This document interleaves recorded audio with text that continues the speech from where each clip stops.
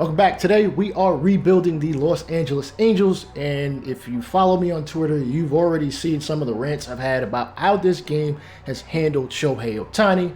I'll probably make a video about it in like the next couple of weeks, but we begin with a contract extension. Hopefully he takes this.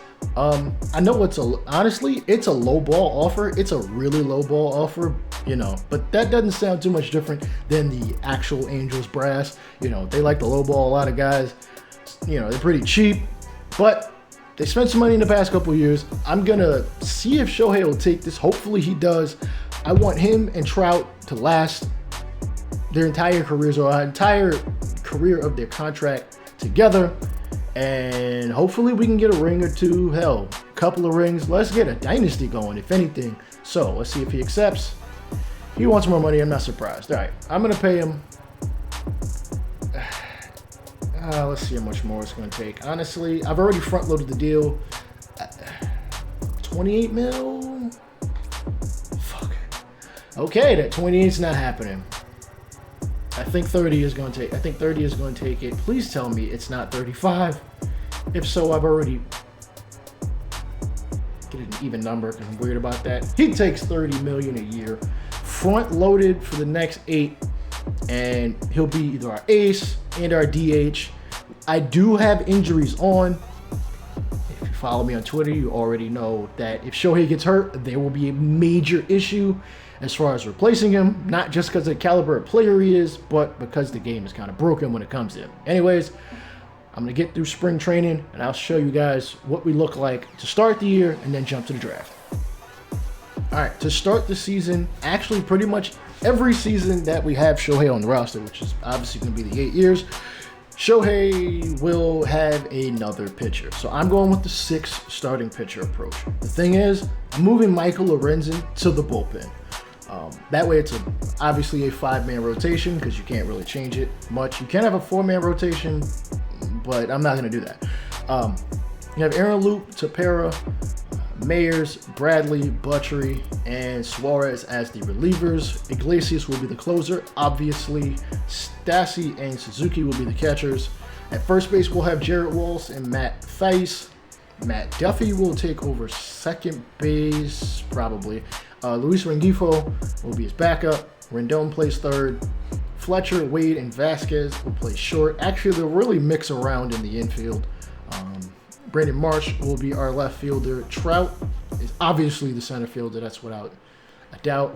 Taylor Ward will be the right fielder. And Joe Adell will be down in the minors, as he kind of is in real life, as he did struggle a bit to hit some, field a little bit.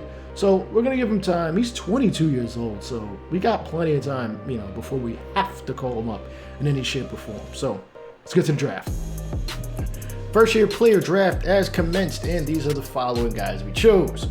First pick, we went with Orlando Garcia. As you can see, he is damn good defensively. Can hit lefties, has some speed, either right fielder. He is 18 years old with a 95 potential. Next, Freddie Gomez. First baseman, could really use some defensive help. Does not play another defensive position, but he is a switch hitter, and he's 21 years old. Next was Junior Trowbridge, which honestly, I picked him because of one reason. He throws a knuckleball. I don't think I really have seen any knuckleballers really be successful, and yeah, I might have wasted a pitcher or wasted a pick taking this pitcher. I'll live with it. Next, we went with a more bona fide starting pitcher, Robbie Davenport. If Trowbridge doesn't work out, he could probably be a reliever. We'll see. And then finally, we went with Juan Ruiz, who has good hit per 9, seems pretty decent as far as walks per 9 and home runs per 9, and throws pretty hard for a lefty. So we'll see what comes out of that. And let's move forward. I might have a trade in store. We shall see. Oh, and the issues begin. Because Shohei Ohtani will be out for 6 months, our DH position, I think, is now screwed up. Actually, no, I think our rotation is screwed up. Wait, no. Both might be screwed up.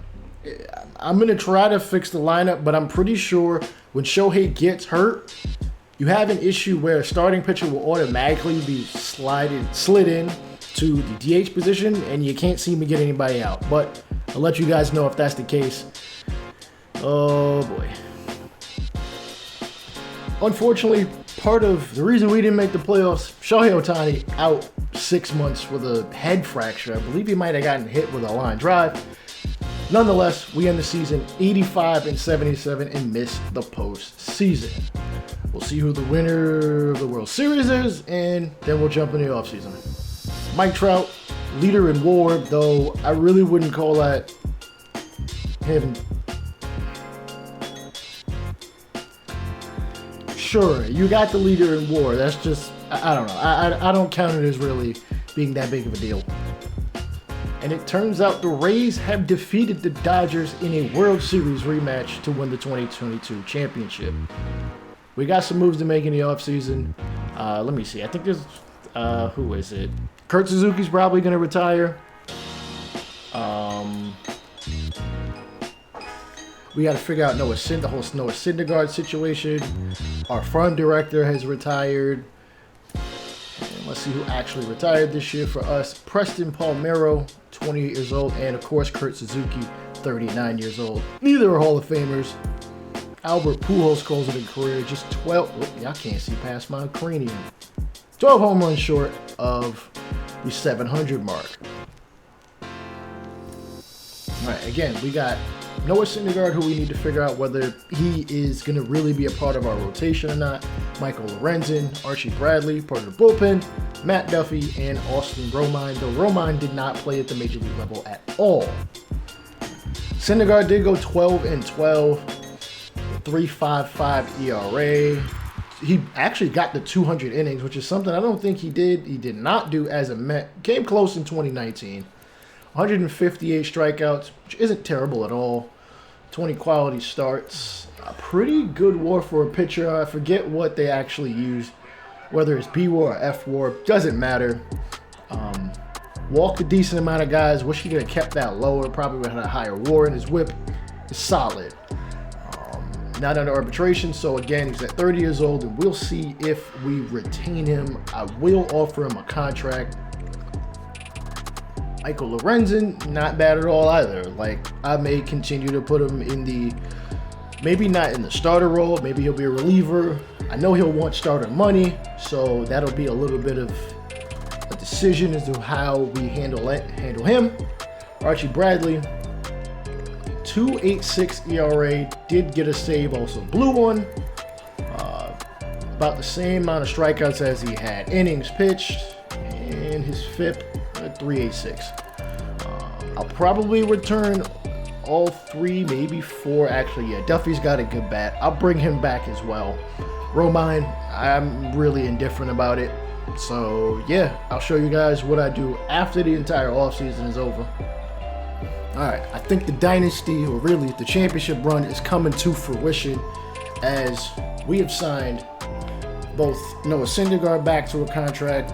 That's about 35, I don't know, like $70 million. 4 years, $70 million. And we also got Luis Severino in free agency to help, again, really bolster that the starting rotation. So that, again, in case Shohei gets hurt, we only really lose him as a starter, but we want him to be there the entire year and, you know, have a nice three-headed monster, as well as Ohtani's bat, and Mike Trout, and Rendon, and so on and so forth. We also signed Gary Sanchez, who very well might be the starter going into next season, even though Stassi is the better defender. You know, chicks love the long ball.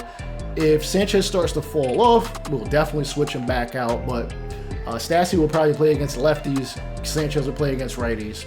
And again, hopefully nobody gets hurt in spring training. Other than that, I didn't make a ton of moves, except really kind of clearing out some of the older guys who weren't really doing much and things of that nature. So, without further ado, their injury pops up. Otherwise, we'll go to the draft. All right, 6 individuals chosen in 2023 draft, and here they are. First, we begin with first-round draft pick Greg Baker. High contact, good fielding, really good fielding for a guy of his age, caliber, good vision. Doesn't have much power, but that's okay. He plays second base. You're not going to find a Jose Altuve, Marcus Semien, pretty much ever in the drafts. You kind of got to build those kind of guys up. Next, we went with Hideki Mori, who should be Anthony Rendon's replacement. If those offensive numbers stay where they are, the defense doesn't get too much worse. Next, we went with starting pitcher Cesar Flores, 8 potential in the 3rd round. Only throws 3 pitches, but that's okay. If he's effective with those 3, it does not matter. He is a lefty as well. Next, we went Brian Cruz, shortstop. Good lefty contact, okay righty contact. Doesn't hit for much power. Is an okay fielder and is a speed demon. Next, we went Jim James. He was sitting there at about the 2nd round. I almost picked him, but I waited till a little bit later, and I think it might have given us more value in the long run. Good contact, good vision, not much in the way of fielding, and his speed is elite. I don't understand why there are so many guys that are deep potential and like 65 through 75. Like, those guys almost never seem to pan out. I don't know why their potential, why it's so difficult for their potential to go up, but it is what it is. Maybe we get one of those guys in the long run. And then lastly, we went Jorge Prado, relief pitcher. We need some more relief pitching, and honestly, I think I waited a little too late to get that, but I think we're in an okay spot. As for the rest of the team, their potentials are as follows: 87, 69, 90, 75, and a 61, and a 66. Bear with me. Genesis Cabrera was on the trade block. The Cardinals, they want a shortstop, a starting pitcher, and a center fielder. I wasn't going to send him a starter, so I sent him a reliever, Joe Adell, and Andrew Velasquez, and my camera is acting stupid. I don't know why, but anywho, in return, we will get back a left fielder and Mason Wynn, a shortstop. It's an even player for even player type trade. I will fix my camera in a minute, but this is what we're going to do. Here at the trade deadline, we're like 3 games out of the division and firmly in a wild card spot right now, up by like 6 games above the Yankees. We have made the playoffs 94 and 68, and we'll be facing the Astros, but there's one huge problem. We're going to have to do this entire playoff run without Mike Trout. He hurt himself, I think September 15th, broken hand. Shohei Ohtani is actually now playing the outfield, and Gary Sanchez is the DH, so we're really piecemealing this team together. Hopefully we can get past the Astros, but it's unfortunate we finally make the playoffs, but Mike Trout won't be there to see it. At least we'll see Shohei Ohtani, so it's a wild card game. All right, Shohei Ohtani led the league in strikeouts at 255. Mike Trout led the league in doubles, in batting average, in slugging, in OPS, and a 10-WAR season. Awards. Shohei Ohtani has finally got himself a Cy Young. Let's see, Matt Duffy, David Fletcher, and Mike Trout all win Gold Gloves.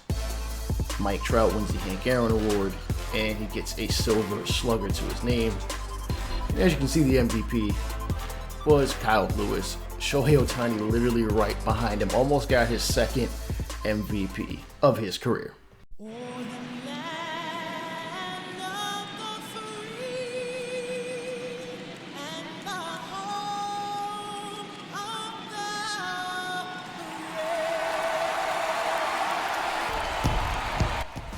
All right, the Los Angeles Angels are in the playoffs for the first time in 9 long years. Sadly, we're going to have to do this entire playoff run, depending on how long it is, without Mike Trout. Injured September 15th, right as we had pretty much already clinched our playoff spot, no issue and stuff, and he continued to play. I don't know what management was thinking. I thought I pulled him out of the lineup, and it just didn't seem to matter.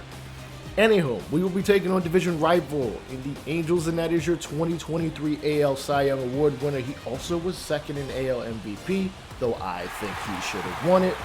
Doesn't matter. It's going to be on him to do his job. Unfortunately, only on the mound, because MLB The Show has yet to patch in the ability to pitch and hit in the same game, the Shohei Ohtani rule. Anywho, let's see what he can do. First batter, he'll be facing Kyle Tucker, and he's going to hit a long fly ball to center field to, I believe that is Wade. Anyways, here's the Astros starting lineup. Tucker, Altuve, Bregman, and Alvarez. You know them. Narvaez, Homerun, Conforto, Chas McCormick, and Charlie Culberson, as this team is third in the American League in power as far as home runs are concerned.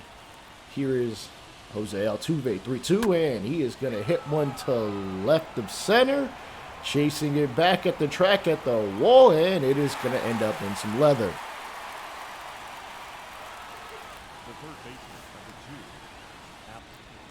All right, it's Alex Bregman's turn to get his shot. And oh, he is going to take Shohei deep and just say, I don't need this bat anymore. He knew that one was gone the second it left. Hell, left the wood, let's be real. First postseason home run for him. That one was 433 feet. Sheesh. As the Houston Astros take a 1-0 lead here in the AL wildcard game. And, oh, man, wow. He is looking cocky there. Anywho, here's his teammate Yordan Alvarez. High fastball, swing and miss as Ohtani is able to redeem himself.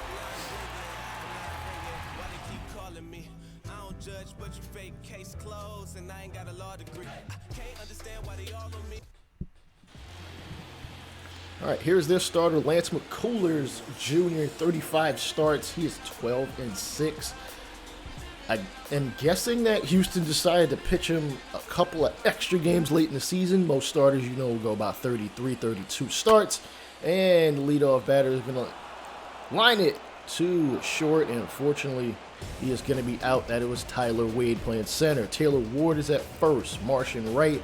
Rendon, third base. Rengifo, Duffy, Stassi, Sanchez is the DH, and David Fletcher is in left. And, ooh, next batter going to swing and miss on a pitch he had no business swinging at. Come on, man. Brandon Marsh gets an opportunity. He's going to inside out this one to center, and unfortunately it's going to find glove as we get through the first frame. There you see the banner from the last time this team won a world championship 21 years ago. All right, Narvaez swings and misses on a fastball on the outside corner. There's a second punch out. O'Hearn gets an opportunity. He's going to ground it up the middle. Diving attempt. And Duffy's going to have to eat that one. Unfortunately, apparently he hit his shin bone. That ball never hit him, but whatever. He's hurt. He's not playing. Let's get him out of here. And here we have Asami Gregorio going to be taking over at second base. It's kind of been back and forth as far as, in AAA and in the majors. As Shohei Ohtani gets the third strikeout. All right, Chas McCormick, runner at first, 2-2. He's going to hit this one high to center. Nope, left of center, that is. And it's going to be whoa. Must have got caught up in a little bit of that smog there. But we make the catch. All right, bottom two, Rendon. Smacks this one to left. Alvarez chasing it back at the track at the wall. And, ooh, he's able to catch it. All right. Thought Rendon really had one. We jump to the top of the third. And Culberson, sorry. It's going to hit this one to right. Hangs up for a while, honestly. I didn't think he still had the power in him to hit warning track shots. All right. Top three, Kyle Tucker. 3-2, swing and miss. Shohei Ohtani showing the strikeout pitch there. Fourth strikeout of the ballgame. It's Jose Altuve, the future Hall of Famer. Ooh. I don't know what you think about the whole buzzer situation, but I still think Altuve is a Hall of Famer. Bregman. Oh, we'll have to worry about that conversation later as Bregman's going to be sat down. Fifth strikeout for Ohtani. So despite giving up that long ball in the first third of this game, he's been able to really bounce back since. Tyler Wade has got a runner at first. 2-2. Oh, swing and a miss at what I think was a splitter. Doesn't matter. He missed it nonetheless. So we can't move the runner over. Only one hit thus far as we get through the third frame. All right, Ryan O'Hearn. 1-1. Ooh. Oh, that might have been a bit of a generous call, but hey, Shohei gets it done, gets through the fourth, not giving up another hit thus far. All right, bottom four. Ward is going to take a walk on an inside slider. Surprised he missed his spot there. He usually throws that pitch low and away, really, to righties. Rengifo. 2 runners on. Grounder to third. Bregman to second. Altuve over to first, and they get the double play and unfortunately stamp out any opportunity for the Angels to tie the ball game up. Top 5. 3-2. Conforto. He's going to hit this one to right field. It bounces, and Marsh is going to be able to retrieve it before it bounces over the line. They give up another base. Chaz McCormick gets a second shot. 80th pitch, and oh, McCormick hits this one high and deep to left. It is going to end up in the away bullpen. A 2-run shot is going to give them the lead, despite Ohtani pitching pretty well for the majority of this ball game. Don't know if he's still a bit tired from, I mean, you get a couple days off before the wild card game, so I'd like to think he'd be fresher than where he is, but runner at first, and Altuve is going to walk as Ohtani creeps up on 100 pitches. Can we get him the hell? Thank you. Can we get him out of here, please? Wish I could just move him to DH, but it's not a possibility. All right, Suarez isn't too shabby. A 3.86 ERA. He inherits 2 runners. Curveball hit the left. Oh, it's caught. Wow. At the warning track, throws it back in, and the runner at second will move up 1 station. We'll face Jordan Alvarez. 1-1. Hit the right. Marsh is going to catch it, and unfortunately, all Houston can get is 2.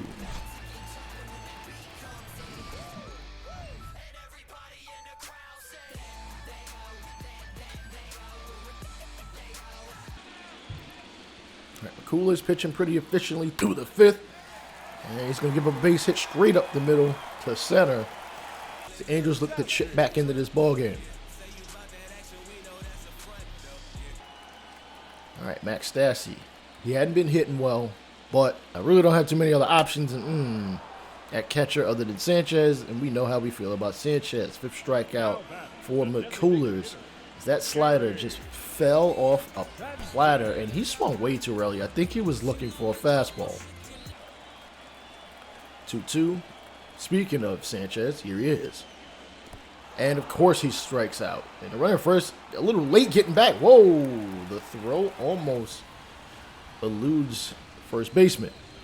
And Fletcher's going to hit this one to right. Cutter hit, and it's going to be run down as Houston is able to retain the lead 3-0 as we go through the second half of this game, unless we go to extras. And McCullers' pitch is going to get hit to right field, bounces, and how did he misplay that one? He's going to end up going 2. Is it 3? He is. Hustling the third, Altuve to throw, and he's got himself a triple.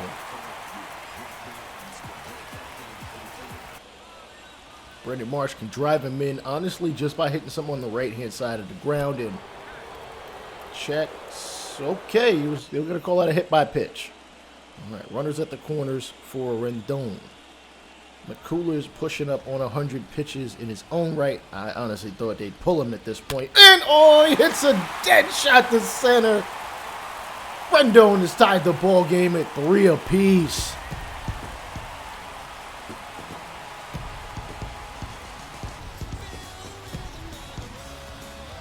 We really needed that. That's only our 4th hit of the ball game, but hey, gave us 3 runs and we'll take it. Rendon, absolutely locked in thus far. Are we gonna see shades of 2019 Rendon? Hopefully. We'll need it. All right, they got 2 righties warming up, Presley and Stanek, both named Ryan. And Rengifo gets a shot, and he is going to hit this one to right field. Ranging back at the track at the wall. Bam! Off the MLB The Show sign. Just above that yellow line where it counts.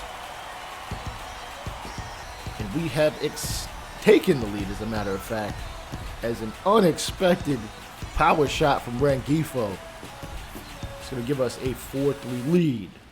McCullers is still out there. Gregorio is going to hit this one to left. Jordan Alvarez at the track. He can't come up with it. It's going to end up in the away bullpen as we take a 5-3 lead.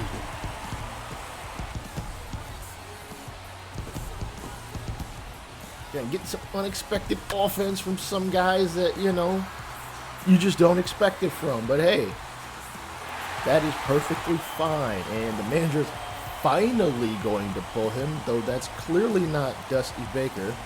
I don't think he retired, but I'm not sure.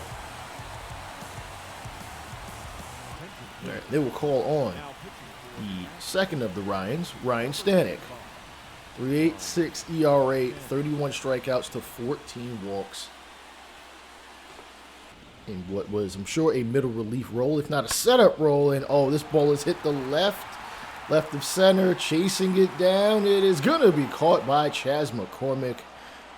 Great hustle there, as you see. He just running and running and running. And oh, man. Not the fastest, not the best route efficiency, but hey, he covered the ground he needed to. And that's what matters most. Right, Gary Sanchez, 0 for 2. And my God, Gary Sanchez pisses me off. And I say that even as a Yankee fan. Granted, he's not there anymore, but it's just like, bruh, if you're just not swung at stupid stuff. Oh, Suarez gives up the long ball to McCormick for the second time this ball game. Chas McCormick is taking us deep.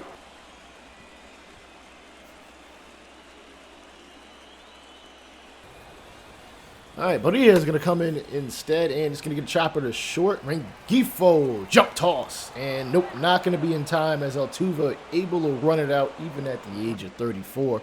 And yeah, he clearly was safe on that one. Bregman hits a slider to third. Rendon to Gregorio, and we get out of the 7th. We jump to the 8th. As Jordan Alvarez. Oh, he hit that one off the end of the bat. What? That is what pure power is. Jordan Alvarez tying the ball game up. Sorry, not tying. Yeah, tie the ball game up. Why am I forgetting what the score is? It doesn't matter. He is taking the lead. That is what matters. Or not taking the lead. They've tied the ball game up. Wow. Conforto. Swing and miss, and we definitely needed that strikeout. But we've got some work to do here in the 8th. Marsh hits this one to right field over Altuve's head and in the right center. I don't know what the hell are you doing? Why are you running second? Stay on first. That was not hit hard enough for you to be running that damn hard. Jeez. Rendon hits this in the right field. We could have had runners at first and second. Like, that is just absolutely stupid base running. Gregorio. Hopefully he's got a long ball in him. Yeah, it's going to be a high fly ball to left as Alvarez is going to make the catch to end the 8th. Absolutely stupid base running. Absolutely stupid. Come on, Marsh. You have to do better than that. I know you're fast, but you're not that fast. I wouldn't expect Tim LaCastro to try to run that one out. Anywho, Chas McCormick's already honestly crushed us twice. Hopefully we can sit him down. 3-2. Ugh. He is hitting everything hard today. Deep to left. Oh my goodness. Chas McCormick with a 3-run shot. Honestly, that is probably a record at this point.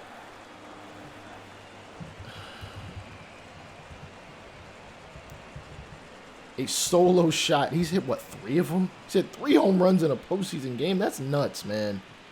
That is nuts. That is legendary stuff. As that one flies out at 414 feet. Oh, boy. All right, Phil Matone is going to come in and try to get the save for his squad.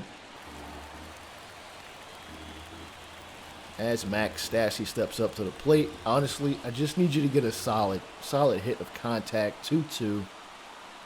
Matone. Check swing on it. No. No. You have got to be kidding me. Oh my God, this team. I don't know what they're thinking. And damn it, it's Gary Sanchez's turn. 2-2. Swinging a late swing and miss at a 91-mile-an-hour fastball. Come on, man. You are a professional. You gotta come up with better swings than this. Fletcher. Swing and miss at a slurve. He does have a single to his credit in the third. Fouls off a cutter. We'll do 2 strike. Offering yet again. Slider, actually, this time. I said slurve. I don't know what I was thinking. And, unfortunately, we are going to be eliminated from the postseason. Oh, man. Stupid base, just one stupid base running error, and, oh, man. Let's move on. All right, our counterparts in the same county end up winning the World Series. What is this, like the second time in like 3 or 4 years? They defeat the Mariners, who had the AL MVP, and we got some work to do. Basically, I feel like if we had Trout, we win that wild card game. Like, seriously. I really appreciate what Anthony Rendon did. A guy like Luis Rengifo. Shohei just did not really have it, and honestly, managerial-wise, I didn't pull the relievers when I really should have, or they wouldn't have gave up 2 out of those last 3 home runs, both to McCormick and the other to Alvarez. So, I'll show you guys the roster after I'm done with all the offseason moves. Here's the offensive alignment for 2024. I signed Yammer Candelario late in free agency in about February-ish. Taylor Ward is not going to cut it. He seems to be he's only 30 years old, but he's going to get worse. Let's just be real about that. Mike Trout is back. Let's see. Nomar Mazar was also signed to a short 2-year deal. I'm thinking I just wanted somebody different in the outfield. Marsh and Ward are okay, and we do have a guy in AAA, Orlando Garcia, one of our first-round picks. He's almost an 80 overall, but I want to let him sit just a little bit longer, maybe another year or 2. Call him up, and we should definitely be hitting the ground running with a young guy like him. He's only 19. Gary Sanchez is back. There really wasn't anybody else I could replace him with, so I figured he's a bench bat. Severino, really everybody as far as the starting pitching returns except Griffin Canning. I traded him to get a guy like Ryan Weathers. Sam Balkman is now up in the majors. Only thing is I have him in the bullpen, so if one of the starters gets hurt, he can just easily insert himself in there, and we should be good to go. Everybody else seems to be right where they are, right where they normally are. So I will send them to the draft. If something comes up, I'll show y'all. 3 games into the season, and we already have lost Shohei Ohtani. Great. I'm glad I made the free agent moves that I did then. I'll replace one guy to replace him as a DH and another to replace him as a, pitcher. So I think we should be in okay hands till we get him back in about, it's March, May. So about Memorial Day, we should see him back. This season is dead-ass about to be a wash. End of April. Now Mike Trout is out for 2 months. So we're about to be without both of our 2 best players for basically more than half of the season. It's time. He's getting the call up. Welcome to the show. Shohei literally just got back and now he's back out again. What the...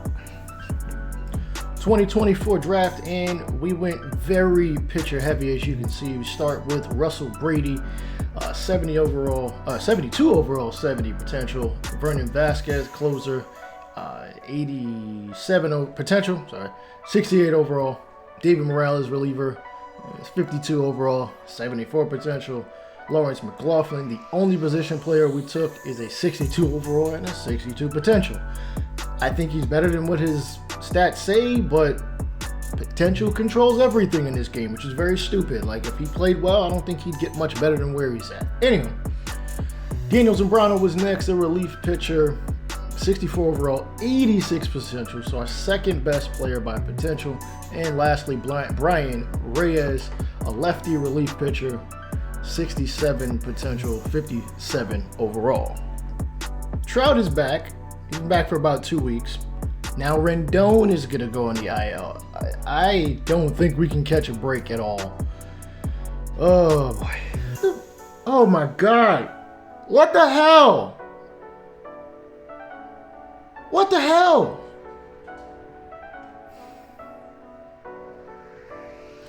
We're 80 and 72. Mike Trout just has come back. We are 2 games out of the division. And we are right there for the wild card, but we got a couple of teams right behind us with about, I think, 10 games left to play. Do we make the playoffs? Let's see.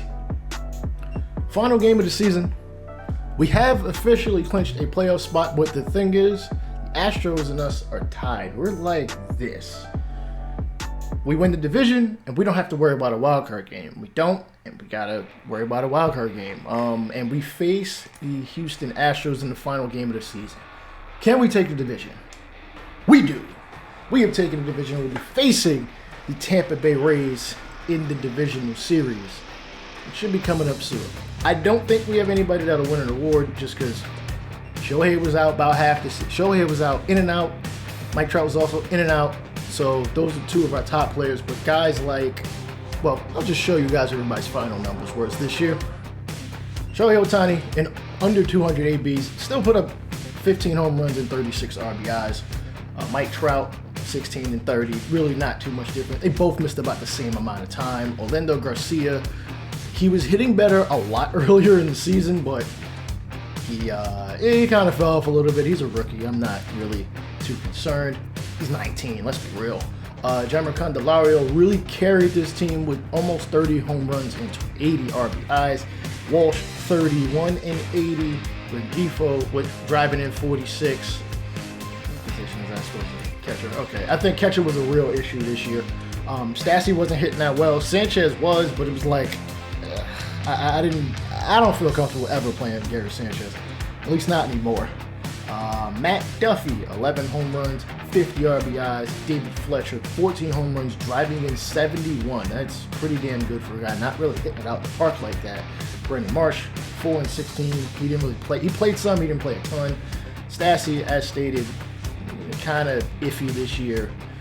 Taylor Ward in and out of the lineup, but by the time I really establish him in there, he's been on fire the whole year. I might have him replace Garcia. We'll see how that plays out. Still not sure on that. Gary Sanchez, 13 home runs, finally getting back to double digits, and almost 30 RBIs. Not in a ton of ABs. I don't think he was really in any situations where he really could drive in a ton of runs, just because I kind of batted him at the bottom of the lineup most of the year. Jeremiah Jackson, he barely played. And Anthony Rendon was hurt for a bit and finally came back. I will be playing him against lefties, and Jeimer will be playing against righties, so that we can play the matchups a bit more. As far as starting pitching is concerned, Luis Severino, 9 and 13 with a 3.74 ERA. I was FIP 1. Nope, FIP was at 3.80. A whip at, I didn't exactly catch that, 1.24, not too bad. He's 30. Patrick Sandoval, we still got another year of arbitration with him, so I'm not really concerned about losing him immediately. 333 averaging a 1.25 whip. Syndergaard, 13 and 7 with a 2.89 ERA. Somehow his attributes are going down, which don't make any sense if he's pitching that well. But I don't make the rules in this damn game. Iglesias, 53 saves. Archie Bradley, a 0.95 whip. Jose Suarez, a 1.69 whip, 19 holds. Genesis Cabrera, I mean, he's a middle reliever, so there's not really much to work with other than his ERA. I mean, struck out guy, 44 strikeouts. Brian Weathers, after acquiring him, a 4.11 ERA.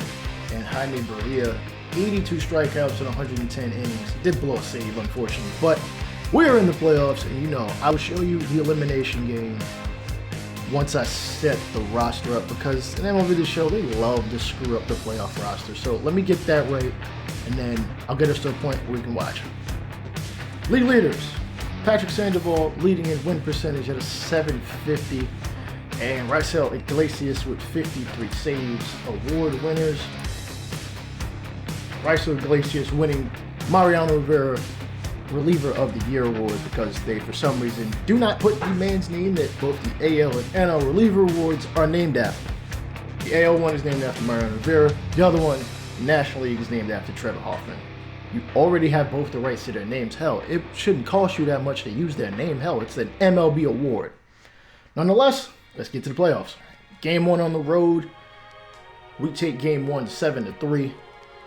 Let's see how that play out. Let's see, Duffy went 4 for 5 with 2 RBIs. Walsh, 3 for 5 with 3 ribbies. Candelario tacking on 1 more, and so did Garcia at the top of the lineup. The rookie playing pretty well in his first playoff game. We got 13 hits to drive in 7 runs. Ohtani gets the dub. Chirinos, I don't know who that Chirinos is. I know it's not the catcher for that matter, but they lose game 1. Game 2, we lose game 2, 3-2.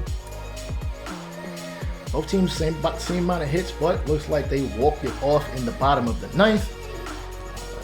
Unfortunately, we don't have the game log, so I can see who did what, so it is what it is. But they got 1 run, 1 RBI from Franco, Lau, and Mejia. We mustered 2, and that was from Trout and Ward. Moving on to game number 3, if they would just let me. Oh, Luis Rengifo suffers an injury. I guess we'll bench him. And lose 4-2. So that means it's about to be elimination game time. They get 3 out of their 4 runs from the 6 and 7 hitters.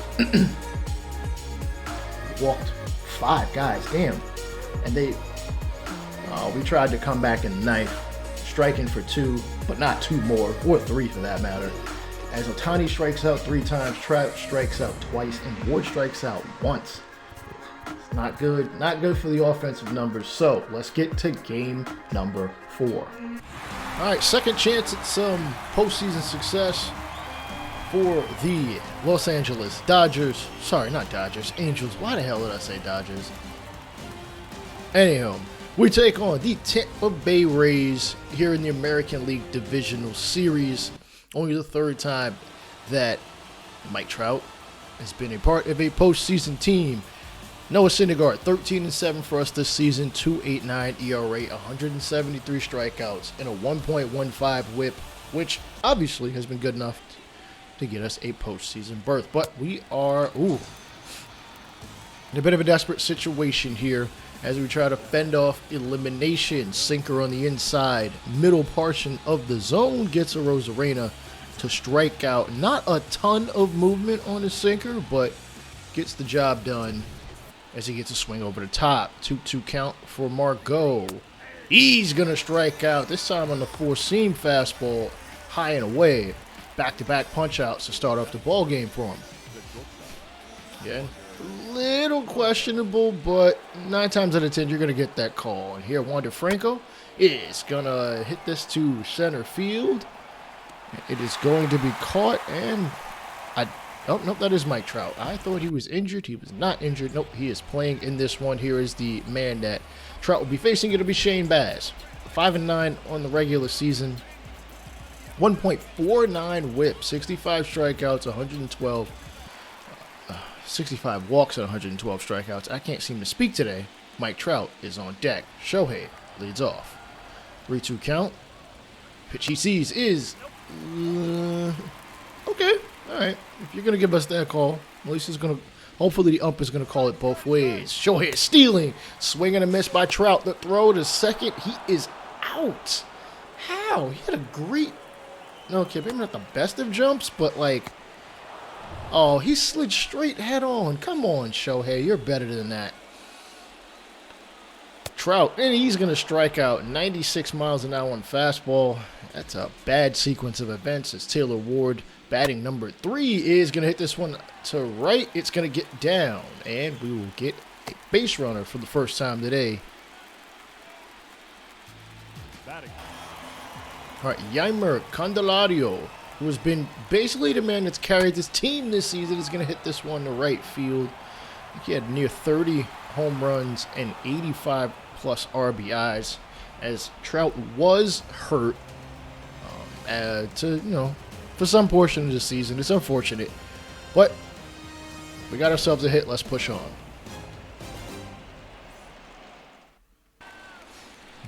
Brandon Lowe, 364 here in the postseason. He's going to strike out high fastball. Syndergaard really working his heaters to great effect. Mejia, 2-2. He's going to go down on strikes to end the inning. Syndergaard showing why we extended him when we did. All right, back to the mound. It's Syndergaard, and unfortunately he's going to walk a batter, that being Curtis Mead at the bottom of the lineup. Come on, you got to get those kind of guys out. Okay, Oranda's batting 167, and he's going to get the job done. I wish he would have thrown it a little bit more in the zone, induce a ground ball, get a double play, save your arm some trouble. And speaking of arms, oh man, despite that being way off target to the third base side of the bag, runner tagged out. Brujan is going to line this one into left field for a single, 2-out base runner. But it's going to be pretty improbable for him to get a run across, though Randy Arozarena is pretty good. High inside sinker, throw to second, and okay. They're getting very aggressive, trying to play a little small ball here in the third. And Syndergaard has kind of gotten the best of him. It's going to be a ground ball up the middle. In the center is Trout. Trout comes up, hop, throw, and it's going to fall well short. Tampa Bay takes a 1-0 lead here. The top third. The inning. Margot gets a slider pretty much down the middle, but he can't get a hang of it. It's going to be hit to right field. That is Orlando Garcia. Runner in scoring position via walk and a stolen base for Fletcher, and he's going to broken bat line it out to the pitcher. Great reaction time by the man at second to get back. And Ohtani's got a chance to drive him in. 3-2, he swings and misses. Not a good look. Come on, Shohei. You're better than this. You know you got to put bat on ball. Can Trout do it? Oh, curveball freezes him, despite it being a pretty balmy California night.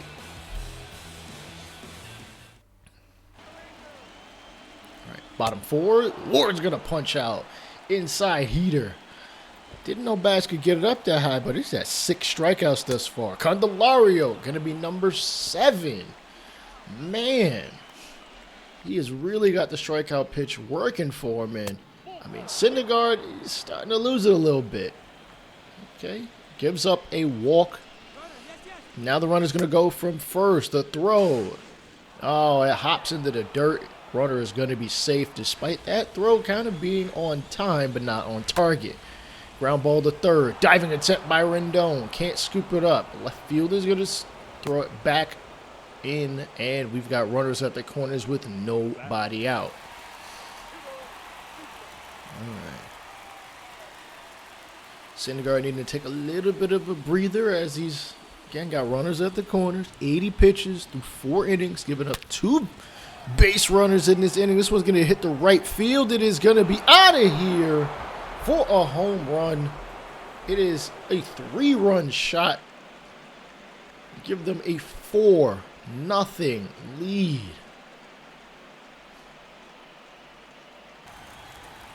And Joe Madden is going to call for a new pitcher, rightfully so. Syndergaard, not known to be a workhorse, just known to be he's got the legs of a workhorse in terms of power, but not in terms of stamina. Buddy, long reliever this season is going to get a ball hit to left field at the warning track. It is going to be gone. Back-to-back home runs for Tampa. They've taken a 5-0 lead.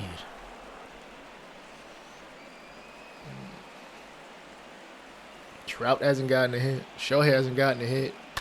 The pitching is starting to fall apart. Granted, this guy's a reliever, so I'm not going to put too much of the blame on him.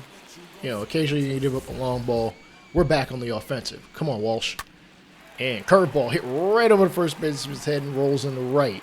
We'll be safe with a leadoff single. Shane Baz, 67 pitches thus far for Duffy, who swings at a curveball you ain't had no business swinging at, bro. Come on, dude.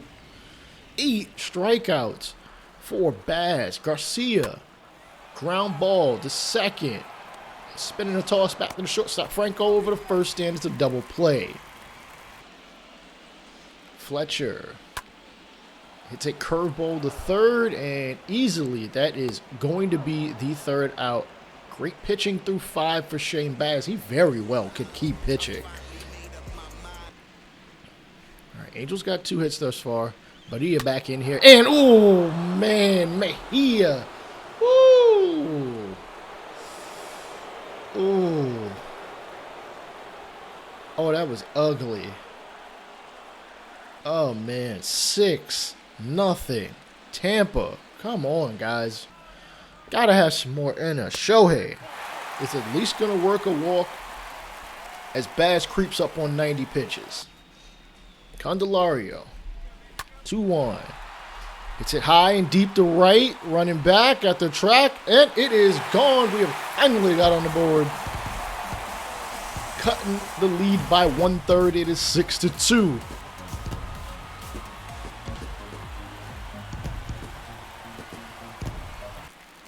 All right. We got Archie Bradley and Genesis Cabrera. Sorry. Righty-lefty combo in the bullpen. Baz up to 103 pitches. This is not like Tampa Bay, but, I mean, I don't know. Maybe Kevin Cash decided, hey, man, maybe I want to give my bullpen a rest and not play the analytics game. All right. Archie Bradley coming in here in the 8th. Knuckle curve. Chop it to short. Fletcher. Toss. And nope, not in time. Couldn't get it out of his hand fast enough. Base hit. Runners at the corners. Take a look at the replay again, and you know what? I'm going to call that great hustle. Just absolutely great hustle. And it might pay off for him. It's a high fly ball to left center. Catch, and the runner's tagging up from third. He is going home to the plate. He is safe. 7-2. Tampa. All right, Curtis Mead, runner is second. 1-2. He's going to punch out and get out of the 8th, but, man. We need a decent amount of offensive firepower here in the 8th and possibly the 9th if we want any chance at extending this series. Oh, cut fastball. Ooh, a little slower than what Shohei throws, but he's going to be sat back down on the bench. 3-2. Trout, he's going to be victim to the cutter again. Oh, man. What is the Angels offense up to? Taylor Ward. He's going to chop it to first. It's going to kick off the glove. A toss to first. Nope, not in time. Also, we might be out of time if we don't continue with the offense, man. Our offense needs to do something. I don't know what's going on. And did he just, like, toss that with his fingers? Or did he just wrist toss that? Flick of the wrist there? Okay. Yoni Chirinos. This is not a save situation. So his 16.2 ERA might not matter that much, but his average righties and lefties might matter more for us. Candelario smacks one to Franco over the second. That's going to end the 8th. Bradley in deep doo-doo. And it's going to be a pop-up into the infield. Rendon is going to make the is that Rendon? Nope, that's Candelario. I'm bugging. Pitch in the dirt. Runner's going to advance to second, and they're not even going to throw it? Come on, dog. You have to at least attempt. This ain't DD. Well, you throw it to second, and the runner from third is going to come home, and then you can be able to get the out. Anyways, high fly ball to left field, and it looks like the Rays are going to score an 8th run. Tumbleweeds himself over the baseball, but it is going to be another run scored. 8-2 Tampa. As we got 3 outs to do our business, man. Rendon, Walsh, and Duffy. Here is Rendon. Again, getting paid a lot of money. Good in the regular season, well, I was going to say he hasn't played well in the postseason, but he gets a base hit, and we will gladly take it. I believe he is playing... Actually, I don't know where he's playing. I think he's playing first today. Oh, and it's a high fly ball. Deep to center. Walsh cuts the lead in half with no outs. So at least a grand slam will get us back into it. Or back-to-back home runs. You never know. We could be lighting things up. Remains to be seen. Let's take it one base runner, one batter, one pitch at a time. Take a look at the replay again. Bam! Yeah, he knew that one was gone. The minute it jumped off his bat. All right, Duffy, 2-1. And he's going to chop it back to the pitcher. Great defense and glove there, man. Damn, Chirinos. Not known for his defense at all. Most relievers are not. Garcia, young man chops it to Franco. He's going to be thrown out. Oh, man, 2 quick outs following a 2-run shot. Ah, man, it might not be likely we're getting out of this one alive as Fletcher chops it to Franco. Franco over to first. And unfortunately, the Angels are going to be eliminated from the American League Divisional Series. Tampa will move on to the American League Championship Series. Brujan, 3-for-4. Baz gets the dub.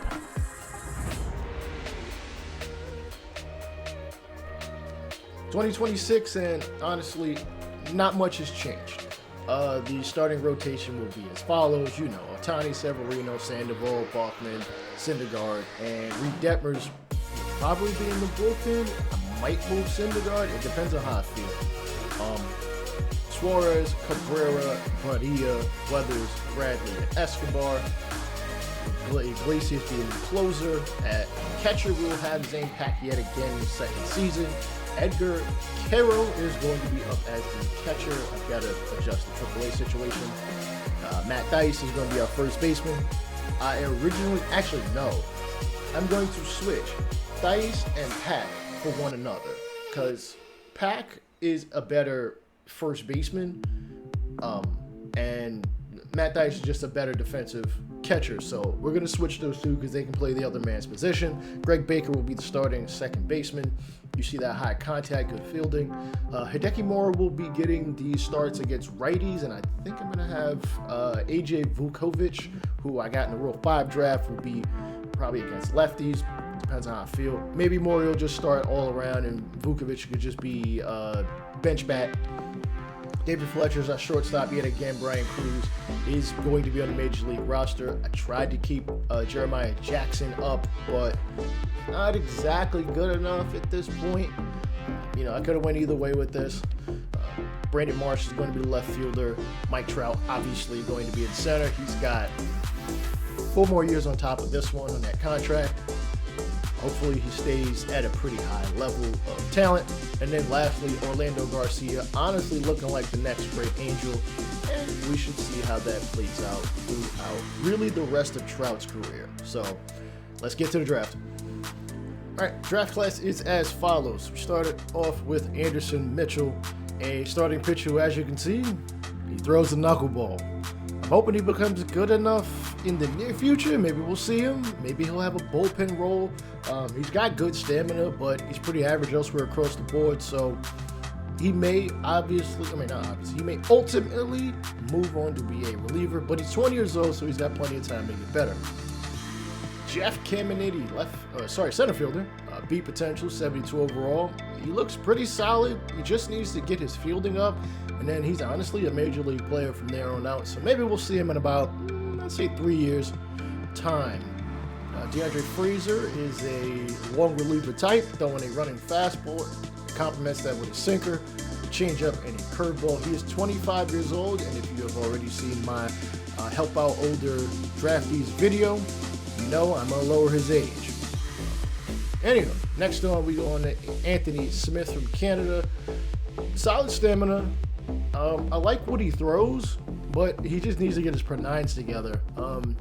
He's a lefty, so you know that holds a little bit more weight in my opinion, just because there are not nearly as many lefties as there are right-handed pitchers. Then I think we ended off with Tom Kinder, who is fast. That's about it. He's fast. He'll be some A-ball depth, might play double-A. Depends on how things play out. Oh, I forgot about this guy. Aaron Fitzgerald. Drafted him. He probably was last. He's a lefty. He's a hard-throwing lefty. It's something you don't see too often, but he throws pretty decently. We'll probably see him a couple of seasons. Of course, it all depends on his potential because potential runs all these players' careers, not their stats. Let's All-Star break. Yeah, let's see who makes the All-Star game. This may be a bit of maybe I'm going a little overboard with this trade, but Nolan Jones is available. He's on the trade block, and he's just sitting in Cleveland's AAA. I think the Clippers are AAA. I think I would know this. So I'm gonna make a move to get him. Hideki Mori he's actually batting pretty well for us. The thing is, he's out for 2 months. You can't see this behind my camera.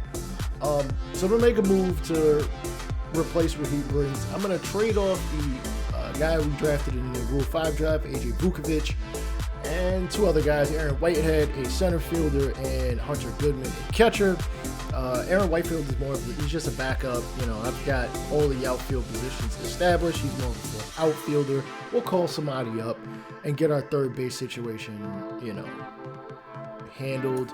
The thing is, we are a bit out of, we're only 6.5 out of division, but it is the trade deadline as we cross over to August. Let's see how the year ends off. A far cry from 100 wins last year, 83-79. We got a postseason game against the Cleveland Guardians. Oh, I don't understand. We lost our last 5 games. Granted, we weren't going to win the division, but come on. We could have. It could have happened. Anyways, let's see if we got some league leaders. We do. Shohei Ohtani leading the league in strikeouts. And we've got an award.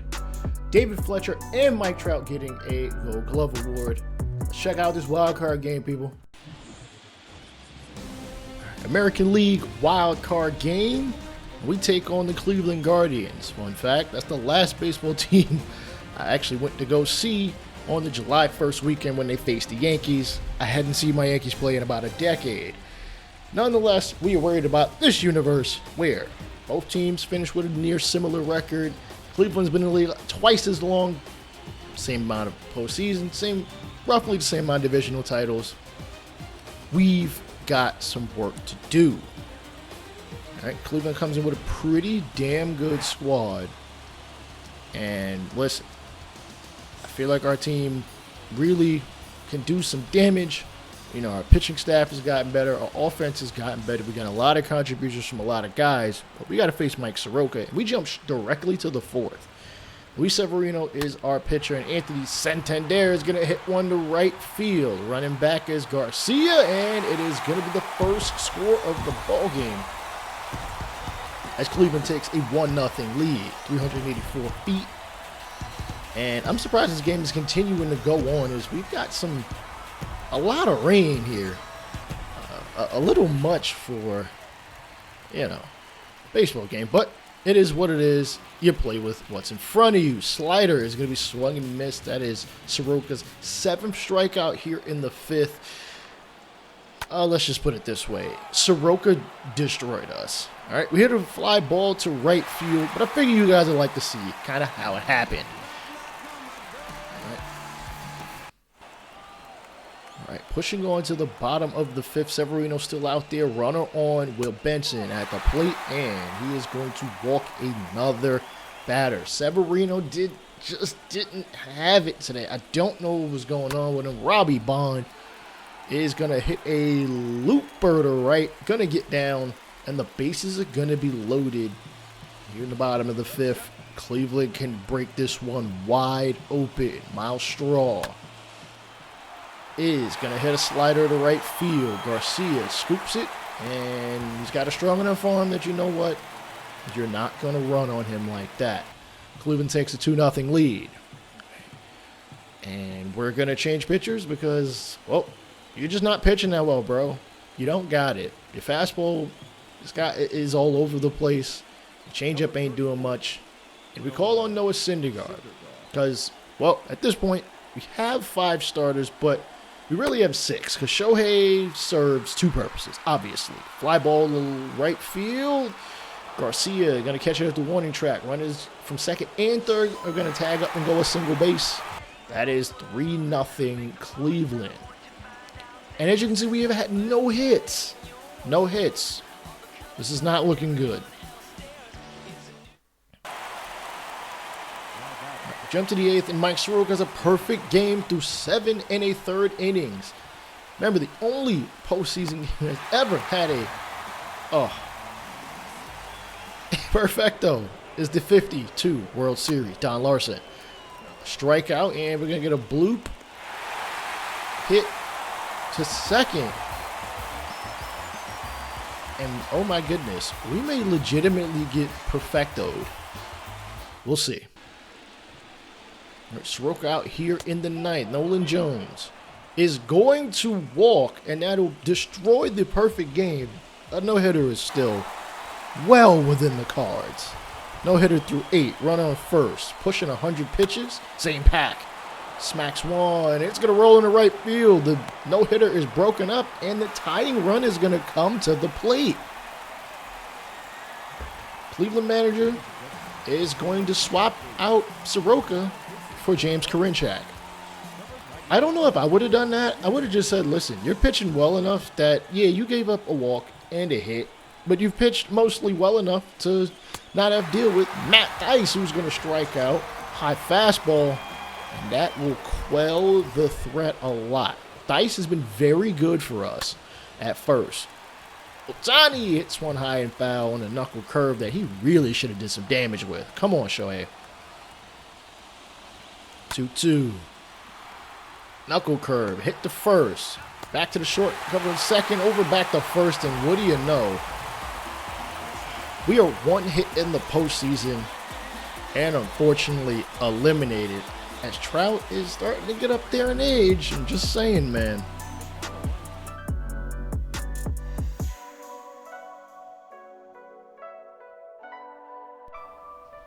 $2027, and I gotta be honest, I didn't make many moves. There really wasn't much to do. I felt very happy with the team looked like, despite losing the wildcard game.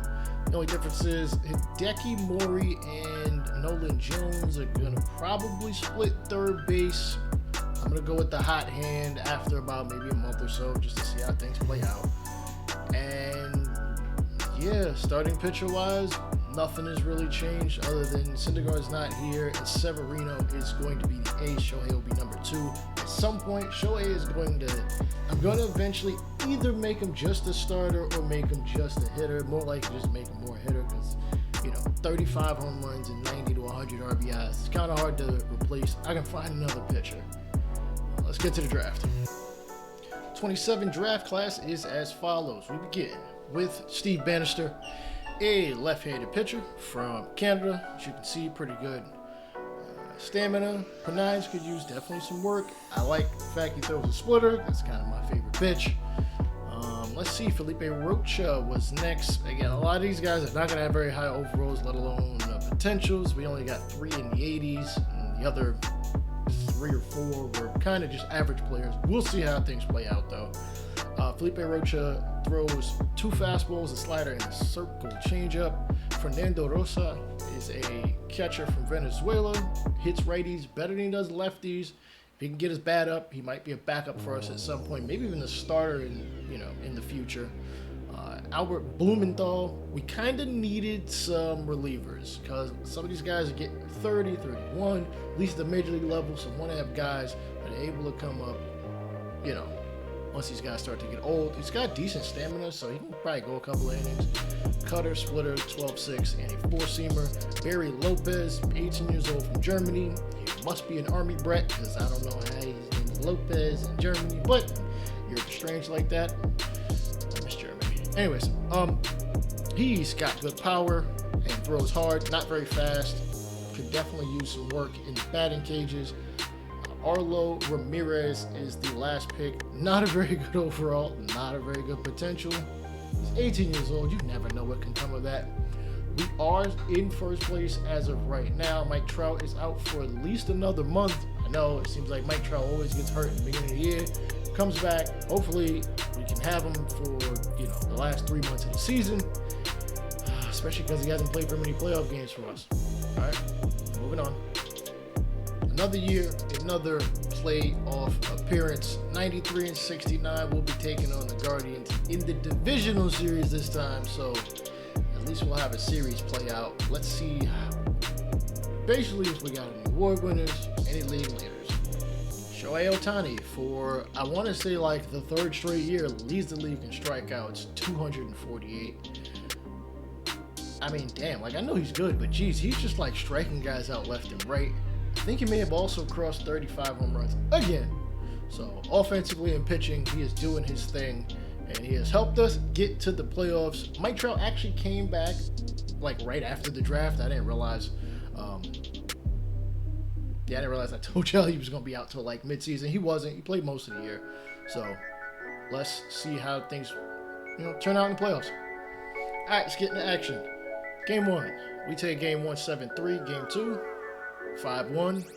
I don't think we'll need to watch this one. Game 3 sweep. We'll be taking on the Blue Jays in the ALCS. Let's see. Game 1. We win game 1. Game 2.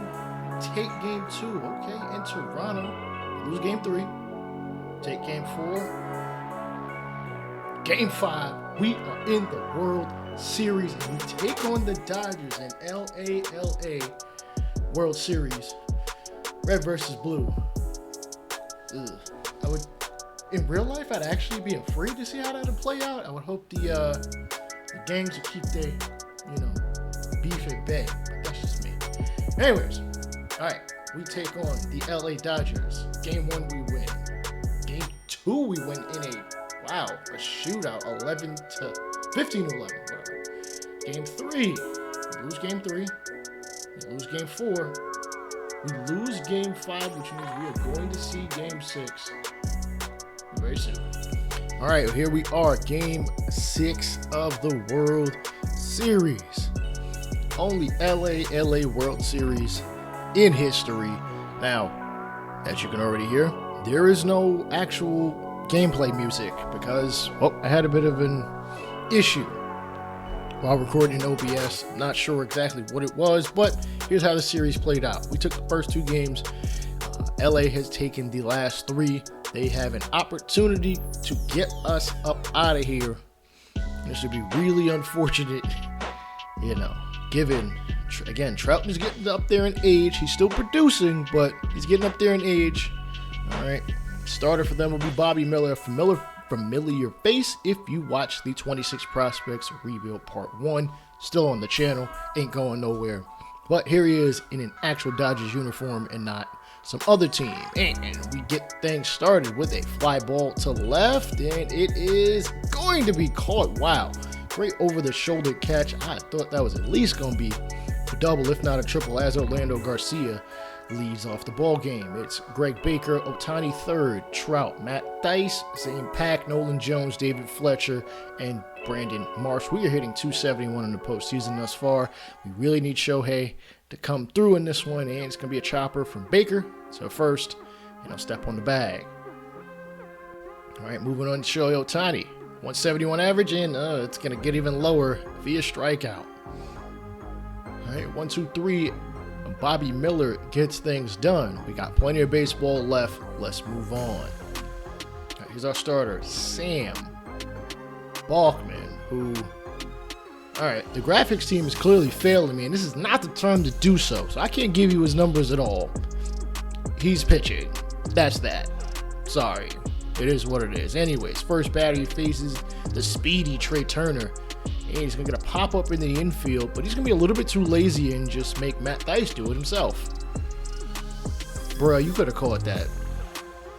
Like, you have a glove too. Anyways, Turner, Betts, Riley, Pages, Pages, I'm not sure, Outman, Ryan Mountcastle playing first, Jazz Chisholm has moved on from Miami, Ian Happ, and Austin Wells at the bottom of the lineup.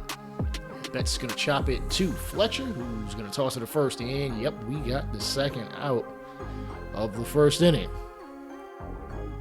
All right, Austin Riley, he's going to hit a high fly ball to left. Marshall on the run, and he's going to make a warning track catch. So, no hits for either team through one. We move on to the second. Andy Pages, ground ball past the third baseman into left field as the Dodgers get the first hit of this ball game. All right, Outman, 3-2. Runner not going, and freezes him on a two-seamer. I get why you wouldn't swing, and the strikeout really isn't the worst thing in the world. Ryan Mountcastle, swing and a miss, throw to second, got him, strike him out, throw him out, double play, who in the second inning. All right, Garcia is on deck. 3-2 count. Brandon Marsh at the plate, bottom of the lineup as we get ready to wrap back around. And he's going to swing and miss. So Garcia is going to have to wait till the next half of the inning before he sees a plate appearance. All right, pushing on. Jazz Chisholm, swing and a miss. High, away, heat. The four-seamer gets it done. 3 strikeouts for Bachman. Low changeup. All right, okay. No biggie. All right, Austin Wells, 320 hitter, ground ball to first. Back to second, back to first, 3-6-3, double play ends the inning. Bachman looking pretty good thus far. Despite giving up a hit, again, Matt Dice. I don't know where this came from, but he's just been good. He's just been really good. He also plays catcher too. Him and Zane Pat kind of go back and forth. Garcia, 3-2, ground ball into right field is Outman or Riley? Not 100% sure. It doesn't matter. Garcia's on base. Lead off the fourth. Time for Greg Baker. Miller pushing 50 pitches. Hits this 1-2. Left center. It's going to get down. Garcia's going to round second and go to third. We got runners at the corners for Shohei Ohtani with Trout on deck. Come on, Ohtani. You can ground in a double play. It's okay, but it's not going to be the case. Split finger fastball. Seems more like a changeup or a forkball, but he gets the job done. 2-2. Trout. That is not a Trout swing. That is not a Trout swing. That's a me swing if I'm playing with Trout. 6 strikeouts through 3 2/3. Miller still out there, and he is going to walk Matt Dice on a slider that nearly got away from Wells. Bases are loaded. Same pack. Acquired via free agency in 2023, which I don't think that sounds correct. I might have signed him. Yeah, I signed him after Suzuki left. I forgot. And that is a very questionable call. You've got to be kidding me. Oh, boy. Miller, psyched. He's got 7 strikeouts. We haven't even got to the 5th. Turner freezes on a 4-seamer. Bachman and Miller going back and forth. Miller getting the better of the two at this point. And it's going to be a ground ball to short. And Fletcher was playing out of position a bit. He was a little bit too close to third. Gives up a base hit. Riley safe at first. 3-2 for Pages. And high pitch is going to miss. Come on, you can't do this to this kind of team, man. James Outman. All right, 0 for 1 earlier. Struck out, and he's going to do the same here. 4-seam fastball away. He cannot connect as Bachman breathes a bit of a sigh of relief. Understandably. All right, Jaime Barria and Genesis Cabrera are both in the bullpen. I like sometimes warm up a righty and a lefty. And Turner is going to strike out as well as we here in the 6th. 87 pitches, his 7th strikeout. Mookie Betts. And he's going to hit a fly ball to his center field counterpart. And we will get through 6 with no score. It has been a pitching duel through and through. Here's Chris Flexen, Matt Dice. Chopper up the middle. Past both middle infielders in the center field for a base hit with nobody on. Nobody out, really. Nolan Jones, 0 for 2. Swing and a miss, 4-seamer. Had a little bit of tailing action on it, too, as well as some rises. Chris Flexen doing his job out of the bullpen. And it's going to be a high fly ball to right field. And unfortunately, through 7, we have to stretch because we haven't really gotten up much on either side. Bachman is going to be replaced. Don't want to continue to pitch him past where he's effective anymore, we'll call on Genesis Cabrera, a lefty who's going to be facing a righty in Austin Riley. A chopper up down the line, third base, and it's going to be a base hit for the Dodgers as the Dodgers look to try to get this crowd a-rolling. Pages swinging a miss, 97-mile-an-hour fastball. Despite the fact Cabrera facing right-handed batting, he'll now face a lefty. Outman is going to hit this one to center. Trout take a little step forward, but able to get his bearings about him and get the catch, 2 away. Trout, I believe, is about 34, 35 at this point in time. Again, still looking for a ring, but we got to get through Game 6, and Genesis Cabrera is not helping matters with a walk, as he'll now face Jazz Chisholm. That is not a good look. Granted, there are 2 outs. Chisholm has shown that he can hit for power at this point in his career. Ian Happ is right behind him. Lefty matchup, 3-2. Oh, outside corner. The bases are loaded. This is not looking good. Oh, God. All right, we're going to call on Amy Berea, as honestly, kind of trust him a little more. A 0 ERA in this postseason. 2-2, high changeup, I'm going to call it. And it gets the top of the zone, man. And listen, he got the job done. And that's all we asked for. Garcia leading off. Checks what? That wasn't a strike. Come on, whatever, man. Baker hits a ball to left field, and we've got another base runner, but we got 2 outs. Like, come on, we need a run. Shohei, this is your game. Show 22. Show us 2-2. It's gonna be a fly ball to center field. I don't think we've seen Shohei do a damn thing in any postseason game that we have taken a look at. It's a shame. Riley is going to walk, as Berea will now have runners at first and second, but he has gotten to put 2 guys away. Slider going to be popped up in the infield. You got to catch it. And Dice is going to do so through 8 innings. We have no score. This has clearly been a pitching matchup, as Mike Trout steps up to the plate, 0 for 3 today.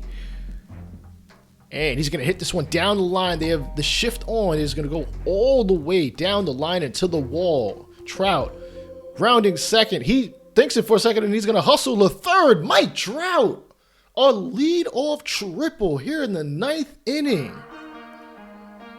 Oh, man.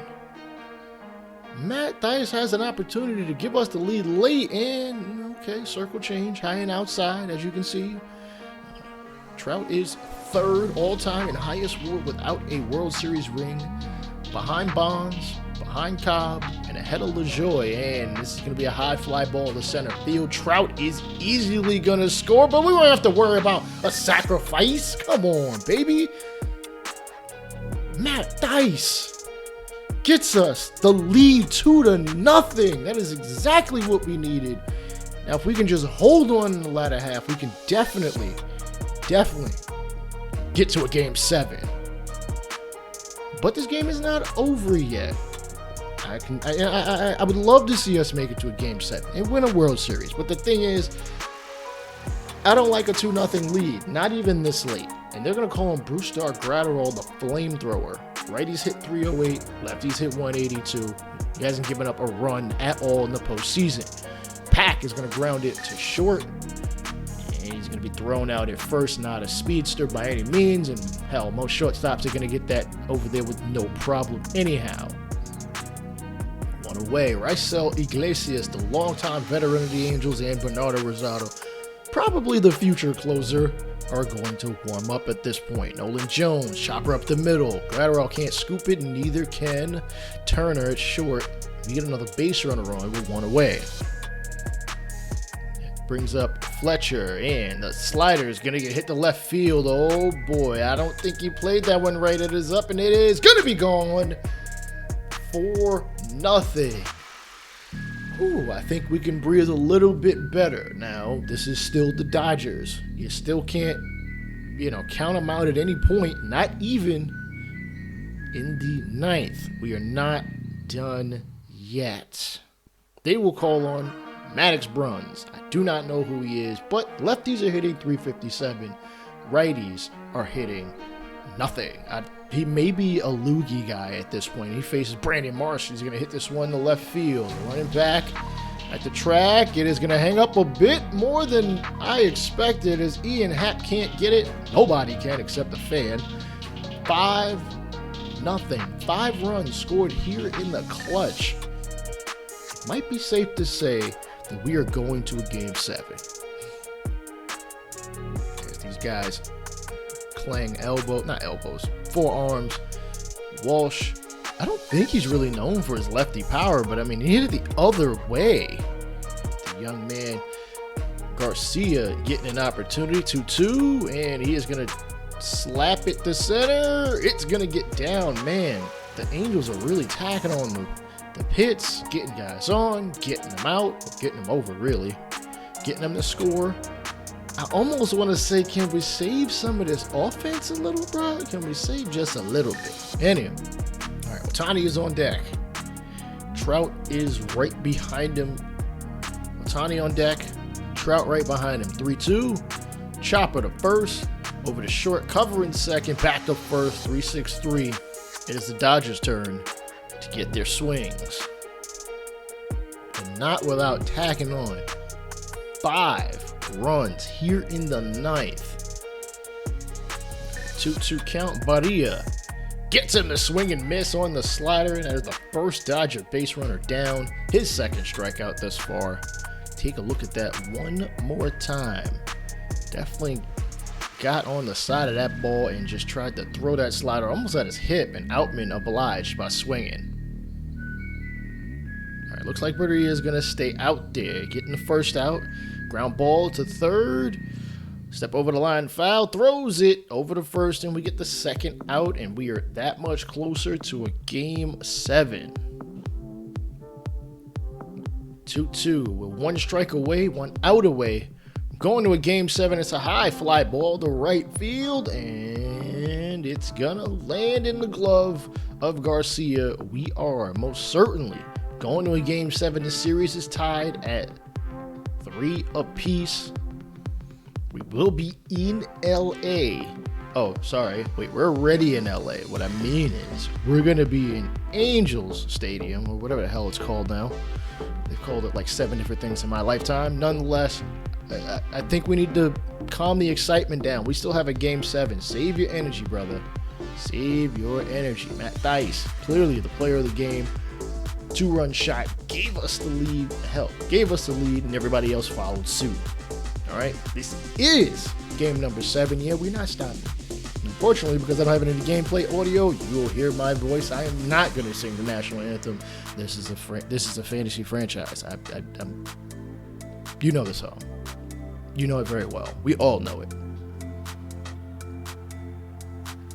All right, here's how the series is played out at 3-3. Again, we took the first 2 and game 6.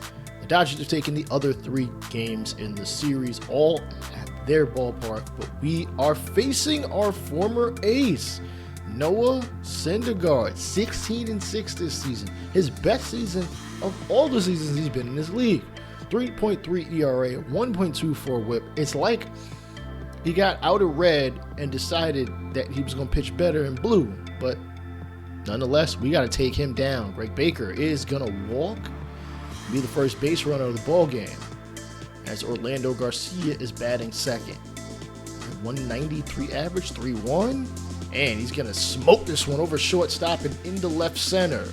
Baker going to come around to third, and we got runners, 2 runners, in fact, in scoring position.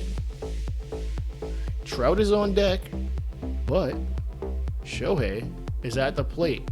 He really can hit a ground ball to the first base side and get us a run nonetheless, and he won't bother because the bases are loaded for the greatest player in Angels history, Mike Trout.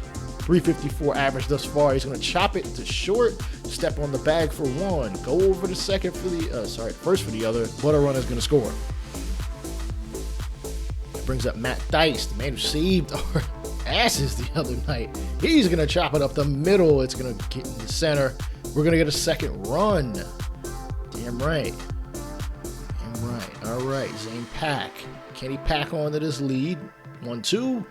Hits that off the end of the bat. It's a sinker. Hit the right. Oh, the turnaround over the shoulder catch will be made. But we have jumped out to a 2-0 lead.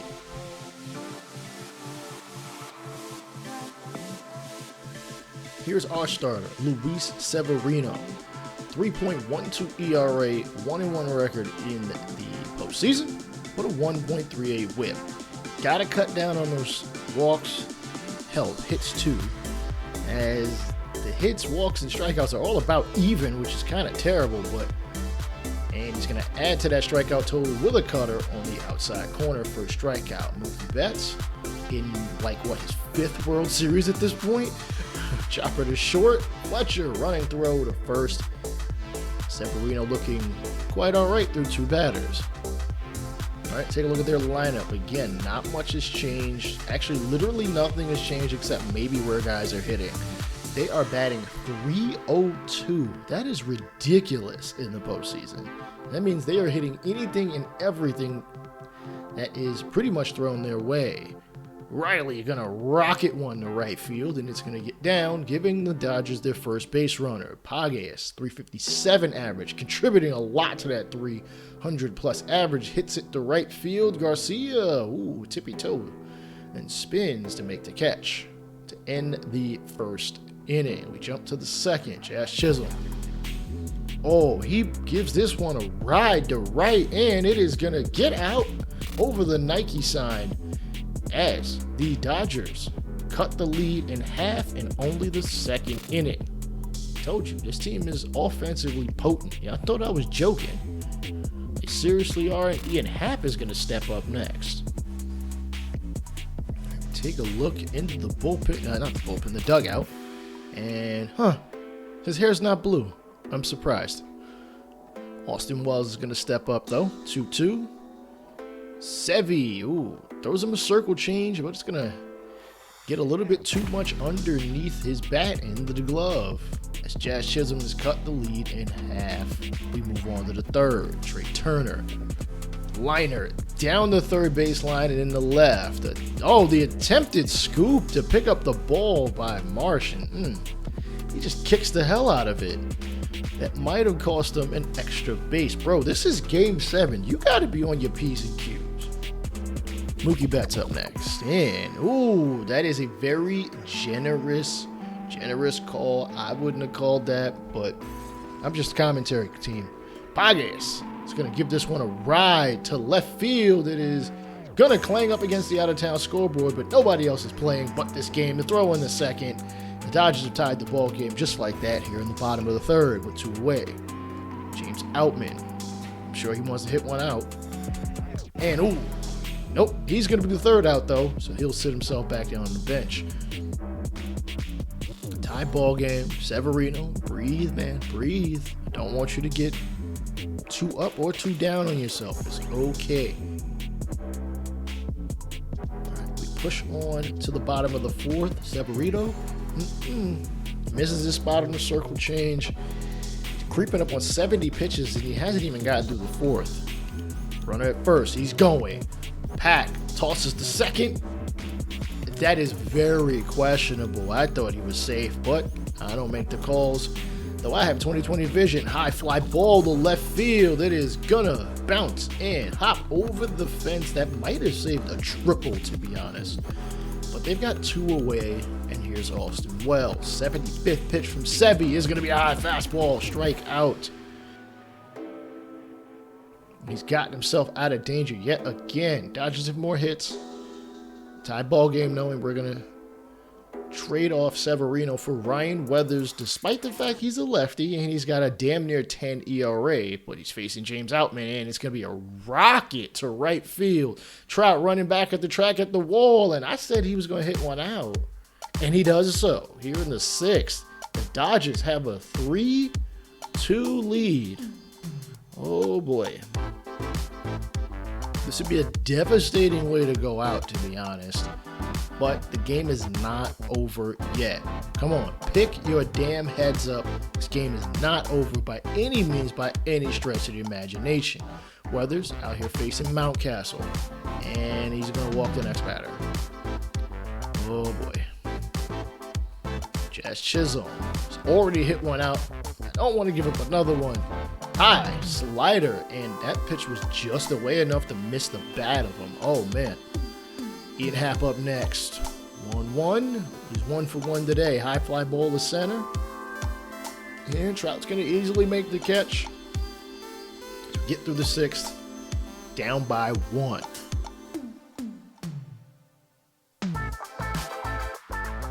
Alright, there's David Fletcher on deck. But we got Nolan Jones at the plate. 3-1. Takes an inside pitch. He will gladly take first base at this point in time. Fletcher, it's a righty-lefty matchup. Fletcher hits lefties better, and a rocket to short, but it kicks off a Turner's foot or glove or something. It doesn't matter. Both runners are safe at first and second. They're going to call that an error. Okay. And the manager's just not agreeing, but he's going to stay in the dugout and where the umpire can't hear him and not get ejected. Brandon Marsh is also going to take first base, this time via a walk. As the bases are juiced, and look who the hell they call on, Brewstar Gratterall. You would think they would go to somebody else, but whatever. I'm not their manager. I can't make the call. Greg Baker can sack fly and tie the ball game. He waits out a slider, and Orlando Garcia is on deck. Can we get a run? 3-2. The pitch way too low and way too away. The Dodgers have walked in a run. That's ridiculous. Like, you gotta at least throw something that's kind of hittable, and this one's gonna be sliced down the right field line. 1 run will score. A 2nd run will score. Will a 3rd come around? He's coming around the plate. Throw. It is. He's gonna be gunned down. Man. The batter does advance to 3rd, though. Ohtani, swing and a miss at a pitch I would never expect him to swing at. So, we're taking the lead. Got to stretch. But we've got more coming up. Come on. Ryan Weathers is going to face Austin Wells, and he didn't intentionally hit him, but it happened anyway. We call him Bernardo Rosado. I know the ERA is shaky. I know the righties are murking him, but I mean, if he's going to be the future closer, he got to come in and do what he needs to do. And he'll have to do so against Trey Turner. 2-2. Trey 1 for 2. Swing and a miss inside, 2-seamer. Gets the job done for the first out. I would have preferred a double play, but I know how hard it is to get Trey Turner out, even running the first. Mookie Betts is going to hit a high fly ball to center, and Trout running back at the track, and he is going to make the catch. Throws it back in. It is still 5-3. 2 away. We are 7 outs away from our first World Series in, oh boy, I forget what year this is. This is like 25 years, something like that. Fly ball to right. Oh, Garcia. Oh, great hustle to make the catch. Oh man, I did not see that coming. Granted, he's still got young legs, so he's the future center fielder once Trout is gone. Clayton Beater comes in, and ground ball up the middle, but to the shortstop side. But due to the shift, neither man is able to get it as Trout gets on once again. Matt Dice. Don't be surprised if Trout runs. Strike 3 on a 4-seamer? No. That was not a strike, my guy. Oh boy. All right, same pack. Come on, bro. Ground ball to 3rd. Kicks off the knees. Throw to 1st anyway. Nope. He's going to run that one out. Again, not the fastest, but, he's not a speedster. Nolan Jones, 2-1. Hits it off the end of the bat to left. It's going to get down. One runner is going to score. Oh, shit. He's actually really coming around to score, and he is safe. Wow. 6-3. That is some hella hustle right there. I would not have expected him to go any further than one station. Nonetheless, oh, this ball smashed to left field. And it's going to get down, hit the grass, hit up against the Nike sign. 1 run will score. Another run is coming around. We are up 8-3. Beater getting his ass beat. And they're going to go on and pitch Maddox Bruns yet again. It's like they have a formula and they don't want to deviate from that. And I don't understand it. And why is he pitching against a lefty? Lefties are murdering him. Ooh. Okay, I take that back. Okay, he got the best of him. Now he'll face a righty. This is who you thought he'd be facing. Righties are not hitting that well, and he gets back-to-back punch-outs to get the job done. You almost wonder where the hell this was earlier in the inning for the Dodger squad. But, again, they are not out of it. Rosado comes out here in the 9th. Ground ball to third. Jones can't grab it, and it rolls in the left field. Dodgers start off with a base runner. Will these pages turn for this team?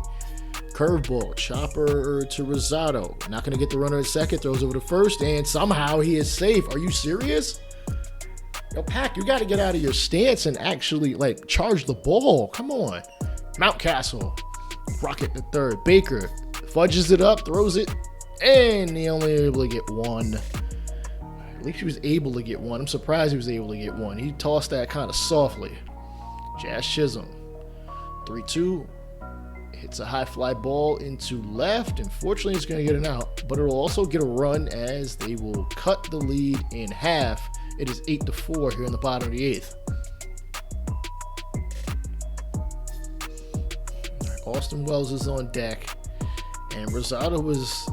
I don't want to say he's falling apart, because he's not really. Ian Happ. Ooh, gets a charge and hits one to center. Trout able to run it down. Oh, man, still showing that he's got some wheels. Ooh, boy. All right, we push on to the bottom of the 9th, and of course, we are going to call on Raisel Iglesias for this one. 135 ERA. Righties aren't hitting that well. Lefties are not doing much better. This would be the second save for him in the postseason. And all right. You still got to strike to play with, but you can't be playing around with this team. Austin Wells, 3-2. Fouls off. One more time. Okay. Showing some patience. Showing some resilience. 3-2. And he's going to foul off yet another fastball. Iglesias. All right, you throwing him 3 high to middle high pitches. Go low, man. 3-2. Inside fastball is going to get him out. We are 2 outs away from our first World Series championship in a very long time. 1-1. Swing and miss. Slider. Inside for Trey Turner. He's got a double and has scored as a home run and 5 RBIs in this single series. Swing and a miss. He is out. We are 1 out away. Let's go. Taylor that one more time. Oh, nothing he was going to be able to do with it unless he swung earlier. 3-1 for Mookie Betts.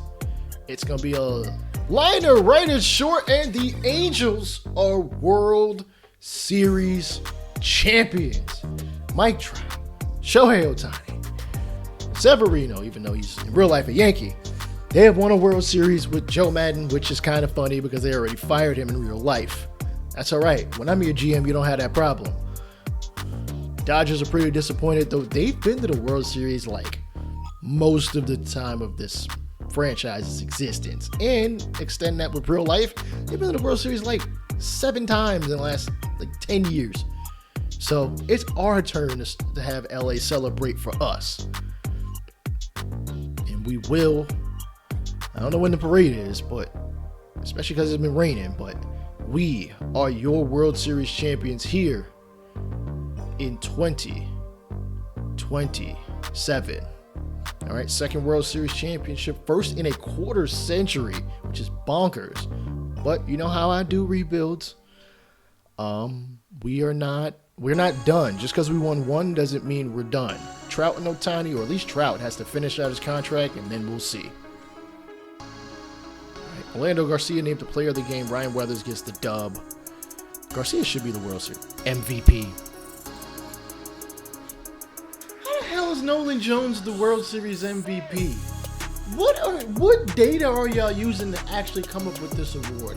I swear to you, the World Series MVP is supposed to be Orlando Garcia, and I will prove it to you. The numbers that you see on your screen before you are the World Series MVP's numbers and the player who should be World Series MVP's numbers.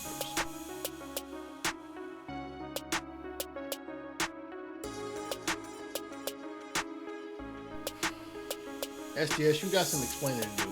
Anyways, we are not done yet. I want to, as I stated in the beginning, want to get through both Shohei and Mike Trout's contracts. They both end at the same time. Plus, we got a championship to defend. Maybe we can go back to back. Let's see. All right, another game in which the gameplay is screwed up. Again, this was a recurring theme throughout the last half of this, but we've got a world championship to defend, and we are in the American League wildcard game facing the Chicago White Sox. And of course, who else are we pitching in a game like this? Sam Bachman, who is pretty much our ace at this point. Pretty good, 3.77 ERA, pretty average, and he's going to get a first strikeout. He strikes out Mercer on a changeup. Corey Seager is on deck. He has somehow left Texas at this point. You would think after all the money they gave him, and he would stay put, but it is going to be a pop-up to short, and that is Orlando Garcia. Yes, Orlando Garcia is playing shortstop. I'll explain later. Mercer, Hazley, Seager, Robert Verdugo, Bob Morales, Colston Montgomery, Wes Kath, and Carson Kelly make up this team's lineup. They were number 1 in power all year. Changeup gonna be chopped to Garcia. Little hesitation, throw over to first, and he is out. All right, our shortstop room was pretty depleted. We had a guy, Harold Ramirez, but he's not that good. I figured Garcia is the best fielding player on our team, and we got enough outfielders so he can go play short, right? But we got to face Casey Mize. He's had a hell of a season, 16-4, and ooh, first batter he's going to face is Garcia. He gets him a swing and miss. A slider. Following him is Greg Baker. Again, Casey Mize. I'm surprised he left Detroit, but, you know, Detroit don't always want to pay everybody. It is what it is. 2-2, and it's going to be a ground ball up the middle, and he will give us our first base runner of the ball game. All right.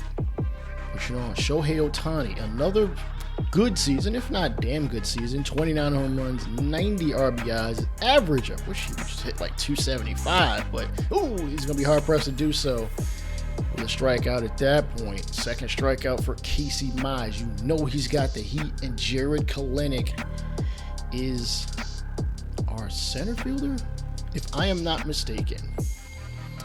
Mike Trout, injured, unfortunately, but we did sign Kelenic. We needed another outfielder, might as well use him, and he's had a pretty good season last year, not this past regular season, but he's going to strike out at this point. St. Bachman returns to the mound. 2-2, chopper to Garcia. I don't understand why there's a little bit of hesitation. I know he's playing out of position, but he's not a bad fielder. Like, fielding a ground ball shouldn't be that difficult, but I get it. I understand it in Diamond Dynasty, but I don't understand it in franchise. Hell, just give us the ability to work a guy at other positions, and Bachman ain't gonna need to change positions. He strikes out Kath. Second punch out for him. Look at that one more time. Just a frozen rope grazing the zone, doing what it needs to do. And he continues that by striking out Carson Kelly. Back-to-back punch-outs. Bachman not playing, wanting another World Series, and he punches out the entire side. 3 strikeouts in a row. 1 hit apiece for both squads. Bachman, ooh, no, don't get superstitious now. There's not a no-hitter going. All right, Hideki Mori gonna come up to the plate. He's been kind of back and forth, but he's gonna walk, so I'll take it. He's a good hitter. He just isn't a fielder. That's my biggest issue with him. If he could field, he probably would be the starting third baseman on a regular basis. As Garcia strikes out, so we get back to the top of the lineup. 5 punch outs through 2 and a third innings thus far for Mr. Mize. right, Ohtani is on deck.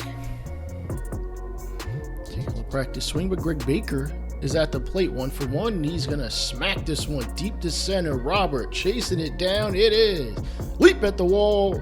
He cannot come up with it. Baker is giving us a 2-0 lead.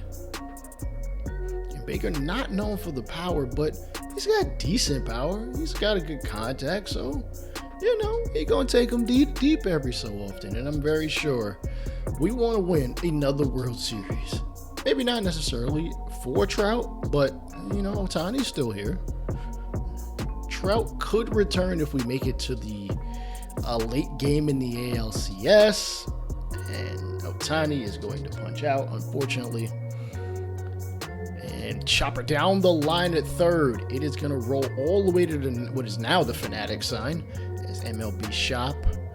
Check out some stuff there. I don't have a coupon code, but that'd be dope if I did. Hint, hint. Akil Baddoo, who we signed in free agency, is going to chop one right up the middle, and despite the average speed from our runner, he is going to store. Kalenic gives us a 3-0 lead. Kalenec's kind of, not Kalenic, Baddoo's kind of been replaced a little bit by other guys. He hasn't really been hitting all that well. I signed him with the thought that maybe he'd be a 15 home run guy. Not so great this season, but we've made the playoffs, so. All right, 3-0 lead as we push on to the second stanza of this ball game. Balkman's still out there, 3-2. It's going to be a fly ball to left, and that is Shohei Ohtani. Okay, yeah, no, Ohtani hasn't played outfield in years, but listen, he can play it. It's not like it's impossible for him to play it, so we're going to utilize him because we need another outfielder. Why not? Garcia's holding down short, doing a very good job thus far. And this ball is going to be hit to dead center, and it is going to cut the lead to 1.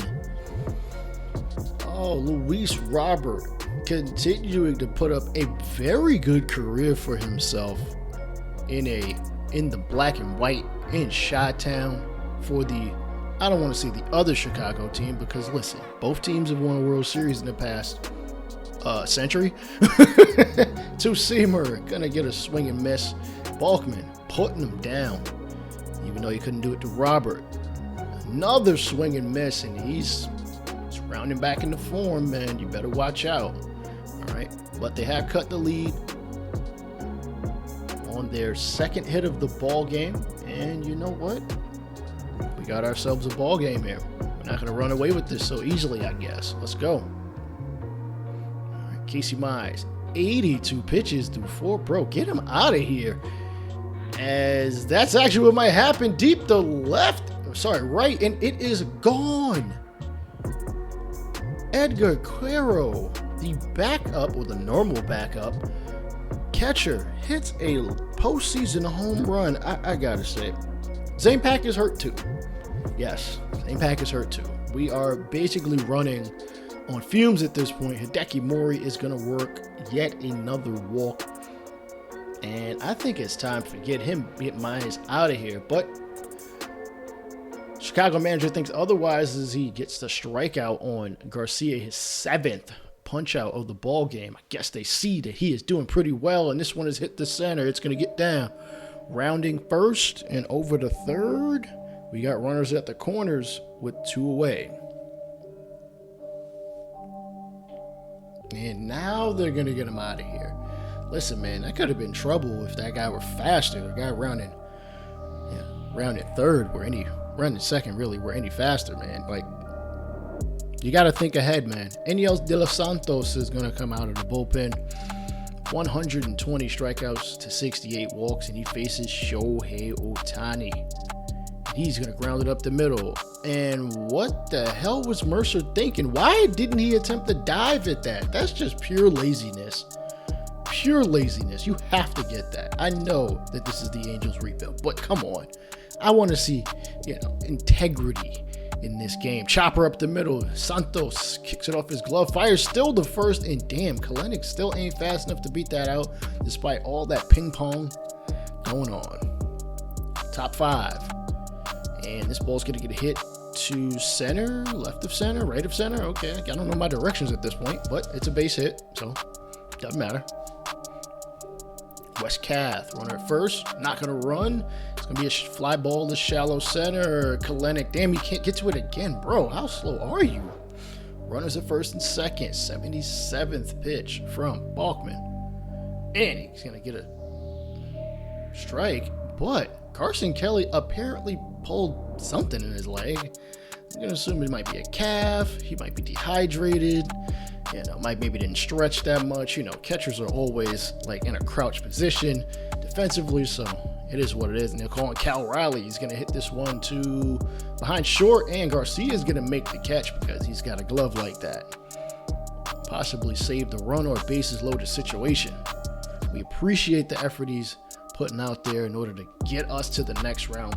We get to the next round, we can make an adjustment on the roster. Fly ball to Ohtani in left. He throws it back in. I don't know who I'm going to call up at this point. It's short, but we got options. Kyron Paris, and some other guys. We'll see. All right, Cal Riley again, replacing Carson Kelly. Not known for his offense.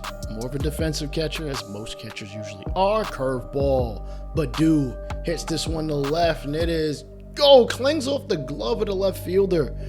Oh, and he's actually going to be safe with a double. I appreciate that he kept running and didn't just think, oh, it's going to be caught. That's what hustle gets you sometimes. Kobe Mayo hits this one to left field. Hooks foul. Damn. Mayo getting another chance, 3-2, and check swing. Wow. Okay, he saved it first. Again, I don't get paid over $100,000 to make these calls, and it's going to be a liner up the center. It's going to be 6-2 here in the fifth. So we get another base hit, another run across the board. Hideki Mori walked twice today. 2-2, swing and a miss. Oh, that's unfortunate. I didn't realize how tall he was. I think he's like 6'4". Orlando Garcia, swing and a miss. Dude, you don't have to press. Just let the pitches come to you. Have you not learned from all these years of Trout mentorship?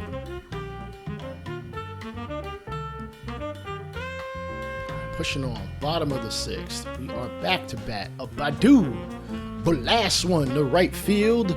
We don't got to welcome him to the show because he's already been in it. It is 8-2. Here in this ball game, Akil Badu coming through. What do you do?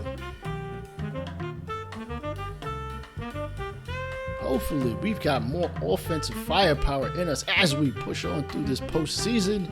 Oh, Garcia, actually, you know what? Maybe he shouldn't play shortstop. But we're up by so much, I'm not going to...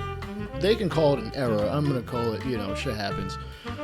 As we move on, Vasquez is going to give up one to right field. It is going to get down and stay in the park. Badu throws it back in. One run will score, make that 2. They have cut the lead in half, but they have 2 outs.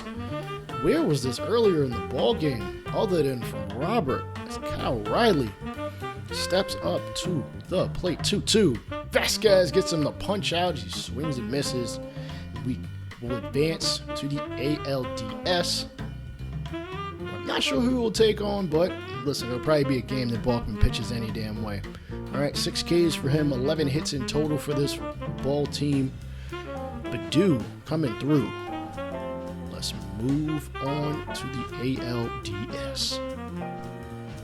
As you can see, we've advanced.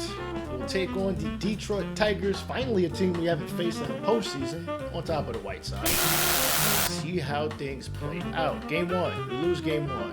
Game 2, we lose game 2. What? I'm absolutely tired of this. How? We are the better team. Game 3, we win. Okay. Game 4, please tie this series. Jaime Maria is going to be out, and this we might have gotten eliminated. And we are eliminated by the Tigers. I didn't realize it was a 5-game series. Oh man, so much for that exciting wild card game. Time to move on to Ohtani and Trout's last year on contract. The Texas Rangers have won the 2029 World Series. I'm going to try to do as much as I can to get this team, our team, to another championship. Hopefully we can do so. Alright, we're running it back yet again. Trout down with 80 overall, but he does have 500 home runs with us. He has gotten a ring. He's won 3 MVPs, multi-time All-Star. If he ain't a Hall of Famer in this game, which I'm pretty sure he's pre-coded to be, then, yeah, whatever. Anyways, 18 years, going on year number 19. Shohei Ohtani also in the last year of his contract. 12 for him. Remember, he's won an MVP and a Cy Young and a ring. I don't know how the game plays out. His career, he very well could continue playing, but again, we're going till the end of both men's contracts. They've already sealed the deal with a ring, and Orlando Garcia is the next thing for this team. His last year, 35 home runs, 93 RBIs, basically being Mike Trout at the age of 25. Pitching staff is pretty much. Oh, nope. This should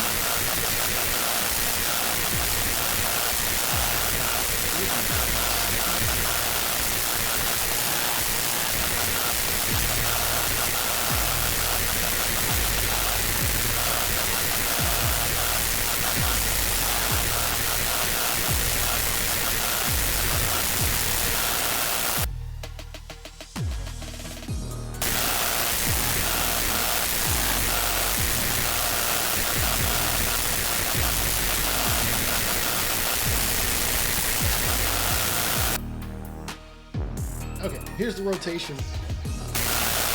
We've got Balkman back again. Flores up to a 90 overall. Shohei Ohtani doing what he does. Luis Severino is back. He had a 1-year option, so I picked it up.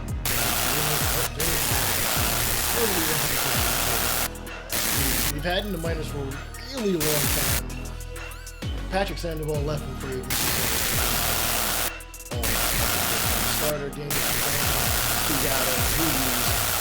Vadia, Junior Troutbridge. I figured at this point, why not call him up? Remember, I drafted him way back, several years ago. He's the man with the knuckleball. I figured, remember, he was a starter. He's now going to be a reliever. Maybe we get magic out of him. We'll see. Bernardo Rosado. Vernon Vasquez, will all round out the bullpen. Hopefully we make the playoffs. As a matter of fact, I'm going to skip past the draft because it doesn't matter. We're not going any further. Though maybe you guys might want to take a look and see what the future of the team might look like. Yet another year, yet another playoff berth for us. 92-70, we have won the division. Yet again, I haven't kept track as how many it's been, but we have won it again. That's what matters. We'll be taking on the Baltimore Orioles in the ALDS. Play out.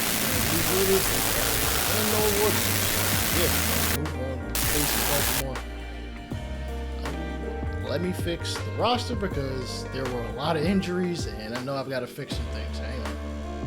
All right, roster set. Miners. All right, game 1. We take game 1 in Baltimore. Game 2, we lose game 2. Frank Kramer could come back. I'm not going to add him back, though. Game 3, we take game 3. Can we go to the ALCS? We do. We'll be taking on the Detroit Tigers. Same Detroit Tigers who I think eliminated us last year. Let's get revenge. Again, Kramer, not going to bring him back. AAA National Championship. We take game 1, lose game 2. Daniel Zambrano is going to be hurt. We lose game 2, game 3. We win game 3. Swing game 5. We take game 5.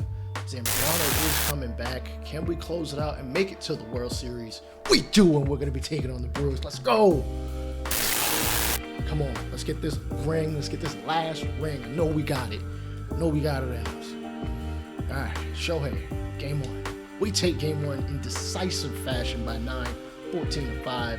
Game 2, we lose 4-1. Game 3, we win game 3, 3-2. Game 4, we take game 4. Can we win it at home and possibly Shohei and Mike Trout's last, home game. Let's see. Why is my phone buzzing? Game 6. Your eyes do not deceive you. Because of a glitch, because of a very weird glitch for some odd reason, not only do we have no gameplay, but Shohei Ohtani is pitching and hitting. I promise you, I did not change the rules. You cannot change the rules mid-World Series, or mid-franchise really for that matter, unlike 2K.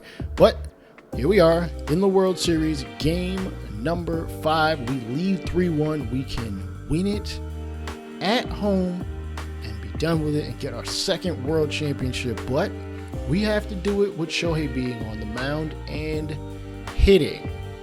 What kind of problems would that pose? I don't know, because I don't even think SDS has gotten the Ohtani rule right. Not they don't have it. It's not in the game. I even put in a bug report to see if they'd actually just start working on it. You might as well at this point. We're almost 3 months into the cycle. Just let Shohei be Shohei. Let all two-way players be two-way players. Now the issue is designated hitter is on, but for some silly reason, my team, the Angels, this team, ends up throwing a guy out, hustling way too hard. Maybe that's another glitch too.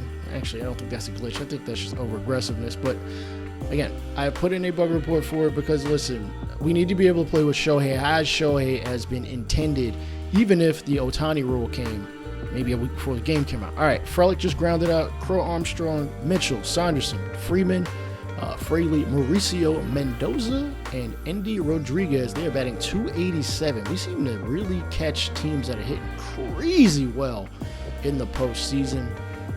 Well, at least we have when we've made it to the World Series. And we're going to have a fly out to Garcia to end the inning.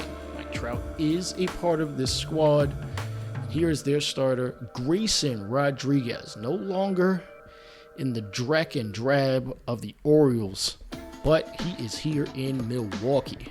3-0, 3.90 ERA, 1.4 whip, 26 strikeouts, so you know he's got that stuff, and he's definitely helped reach his potential. This ball is going to get a hit to left center field, and unfortunately, it is going to be caught. Shohei Ohtani cannot get himself a hit. So we move forward. Next batter is going to be Mike Trout. I told you, this is a glitch for some reason. Anyways, Garcia, Kalenic, Pack, Mayo, Diaz, Kyron, Paris. Finally don't have Garcia playing short, and Brian Cruz is taking over second base duties. 1-2, swing and a miss. He swung way too early at a fastball. That is not Mike Trout-esque, and Garcia is unfortunately going to chase a changeup that is inside and going to pop up to behind the backstop. As, Angels fans, don't start throwing sodas at him now. Okay, relax. Be classy. Be classy. Ohtani back to the mound, and this ball is going to be chopped up the middle. Split finger fastball and rolling to center for a single.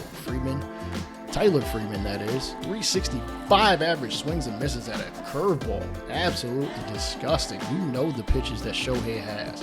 4-seam, curveball, slider, cutter. Actually, I don't think he throws the splitter in real life. This is how he's being portrayed in this game. Curveball, yet another strikeout. This time is going to get a throw out, and we'll get through inning number 2. Kalenic swings and misses at a 4-seamer he had no business swinging at. That was practically in the other batter's box, second punch out. Same pack, 404. Ooh. To take that down a little bit, catcher Ted Williams. Kobe Mayo up next, 327. We are hitting pretty well, just not so far through the first 2 innings. Grayson Rodriguez having his way with us. Runner at first here in the top of the third. And Frelick is going to line it right past first into right field. And Garcia, not the strongest of arms, and he should just do that to the cutoff. We wouldn't have had 2 runners in scoring position. As Pete Crow Armstrong steps up 3-2, he's going to hit a cutter to center field. Mike Trout, even in his advanced age, still manning that position pretty well. And that throw was really bad. Dude, throw it to the cutoff. It's okay. You don't have to try to be Superman all the time. If we already got you a ring, you ain't got to try to do everything. Let your defense help you out. Let your other defenders help you out. And, his pitching is not going to help him out, but as this one is a double in the center field. As 2 runs score, Mitchell, credited with a 2-run double. Here's Tyler Soderstrom. 1-1, and he takes Ohtani deep to right field. I don't even know where the ball ended up. Of course, because it was 415 feet out and no one could. Wow, actually, why did I think this was at home? Wait, we are at home. Okay, I'm bugging. Why was that Brewers sign there? That seems a little weird. Anyways, down 4-0, and Rodriguez strikes yet another batter out. Diaz sat down. Back to Ohtani. Curveball misses in the dirt, and that's just going to be a walk, man. Ohtani couldn't get a hit in his first at bat, or second for that matter. Mendoza strikes out with a fastball. And at least end the fourth. Still got plenty of time, but Ohtani's pitch count is getting up there. We don't have any hits at all, though. Again, Ohtani, Mike Trout. You don't have to do everything. Swing and a miss. Got a 2-seamer. Jeez Louise, Mike Trout up next. He's going to swing and whiff. Another punch out. That's like 3 or 4 in a row for Rodriguez. He's got 7 so far. And we're going to replace Ohtani. It's just time. He's not pitching well. And unfortunately, because of the glitch, I cannot actually get him. I can't get the pitcher out of the leadoff spot unless I sub him with a position player. So Junior Trowbridge, a guy we drafted a long while ago who has a knuckleball, is coming in as a reliever. Drafted him as a starter, moved him to reliever. He's decent enough that I figured he'd be a part of the bullpen, but unfortunately gives up a walk. He's got 2 away. Runner going. Knuckleball is going to get smashed to center, though, and fortunately that runner, the 86 speed, is not going to come around. And did he just throw that behind his neck? Bro, that was kind of impressive. Soderstrom, ground ball down first. That was such a half-ass dive. And it's going to score 1 run. It is 5-0. Change up, chop the third, the throw to first. I would have went home, but maybe not in that situation. 6-0. This game is quickly getting out of hand as we look. How the hell did he fudge that up? He's a 94 defense. Come on. And more defensive screw-ups. I don't understand how that ball got way underneath his legs and all the way to the backstop, and yet he popped up out of his stance so late. 7-0. Fraley is going to strike out. Trowbridge sets him down, but oh man, this game is starting to get away from us. It's a good thing it's a 3-1 lead in this series, so we can afford to drop one, but that's rather a loser's mentality. This ball is going to get hit up the middle. The perfecto is over with. Thank goodness. And I just ended it there, man. Listen, we got smacked. Anyways, we still lead the series, but we are going back. No, we're going to Milwaukee after giving up 14 hits. Ohtani, 4 hits, 4 strikeouts, 4 earned runs, 2 walks. Not a good game. But here is game number 6.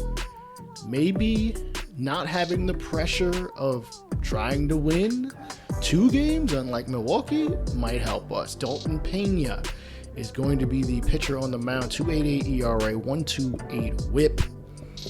Seems to be pretty good. Brian Cruz swings and misses. Changeup. Whew. Deadly stuff there. Trout, a victim of the 2-seamer this time. He does not throw hard, but that could be to his advantage with back-to-back strikeouts. Chopper, infield, third baseman, toss over to first, and Pena is able to get out of the first unscathed as, oh, look who it is, Sam Balkman. Who else do we end up seeing in a must-win situation? 2.25 ERA thus far, and this slider is gonna get demolished. Dude, get it together. Kalenic able to retrieve the ball at the wall. Unfortunately, that's a leadoff double for the Brew Crew. Crow Armstrong gonna sit there and be frozen. You know, you like your beer cold, but not frozen. Sit him down, first strikeout for Balkman. Garrett Mitchell.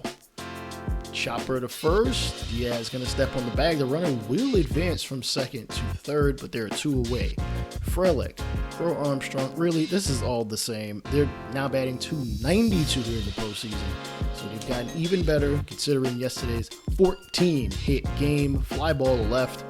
we are going to get out of danger without giving up a run. All right, moving on. Bottom of the second. Balkman gets another punch out, change up.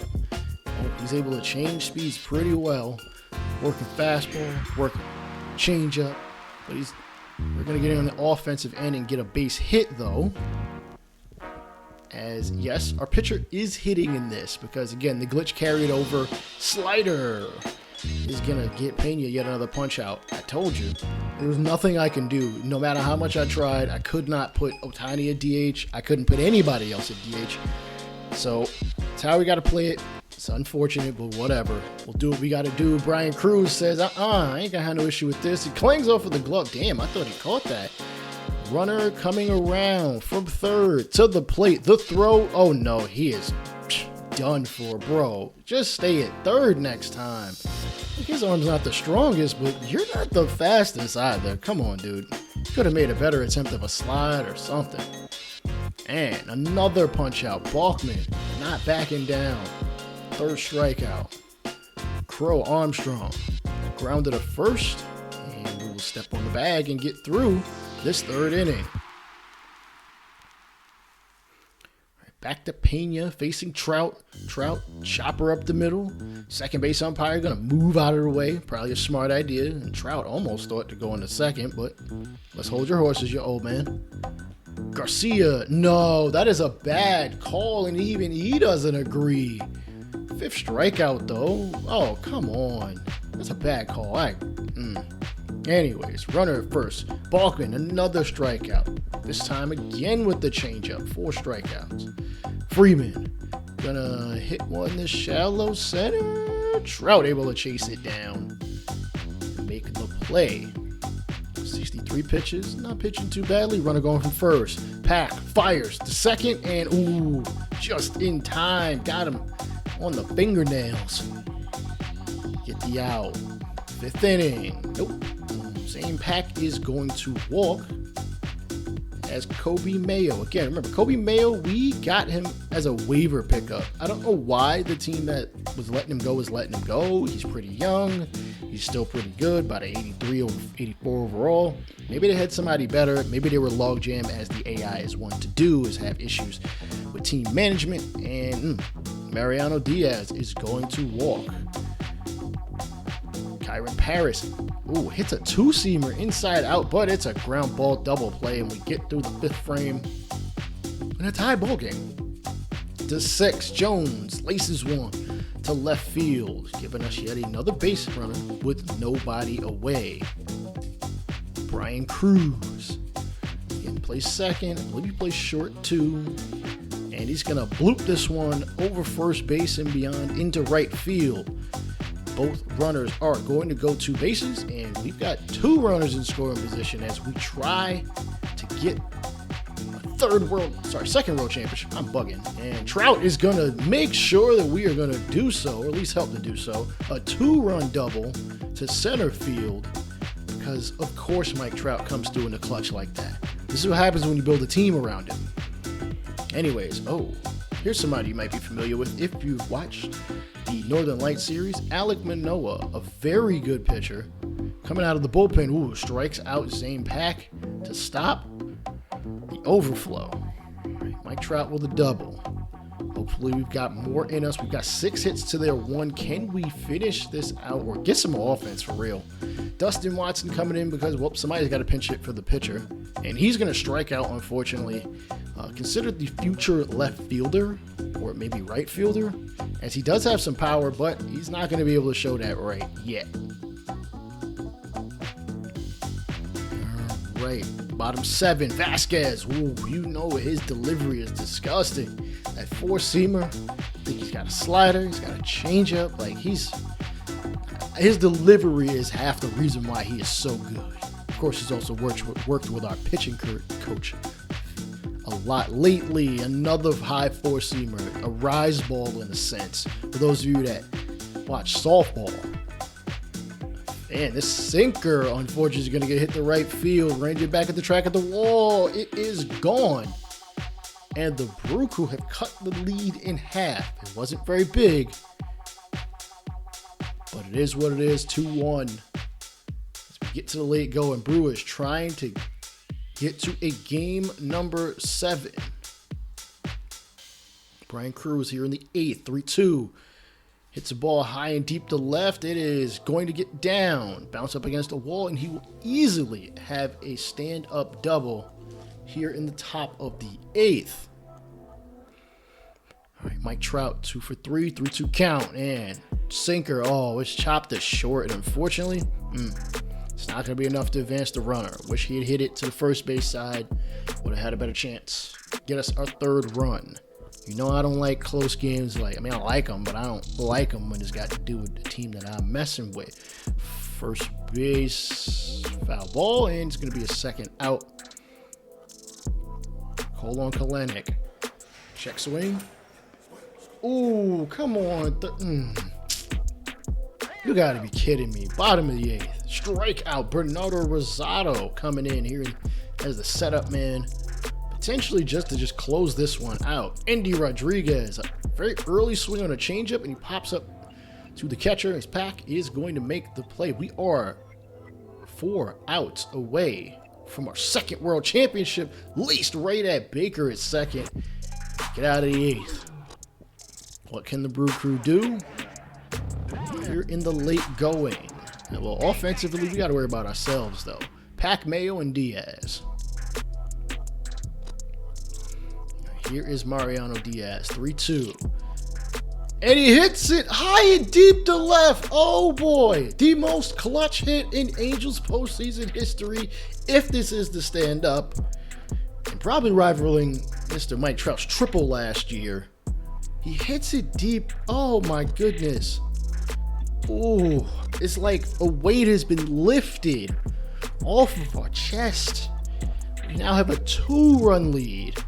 Rosado, for some reason, is at bat. I don't think the manager really wants to call up a pinch hitter. He's going to ground out the short to 2nd. But Mariano Diaz might have just put the Brew Crew away with that line drive long ball. All right, here is Crow Armstrong. Rosado getting a strikeout, but it's got to count if it's thrown, and safe to not safe if it counts at first. Strike him out, throw him out. 2 outs away. Can we not relinquish the lead? Rosado taking over closing duties for Raisel Iglesias, who has spent the majority of the time down in Triple-A. He's getting old and not getting any better. Curveball in the dirt. We are 1 out away. Can we get the Angels and Mike Trout and Ohtani a 2nd World Series ring? We shall see coming up. Tyler Sodstrom, 2-2. Swing and a miss, and we've got ring number 2. We are successful, not just with 1. Other content creators only stop at 1. I really kind of go a little longer, and that's okay. A little longer, a little stronger, show you some gameplay, because listen, I'm sure you want to see the team win the World Championship, not just, pop up on the screen and says, the Angels won the World Series. And yes, we've got our 2nd World Championship, but we are not quite done yet.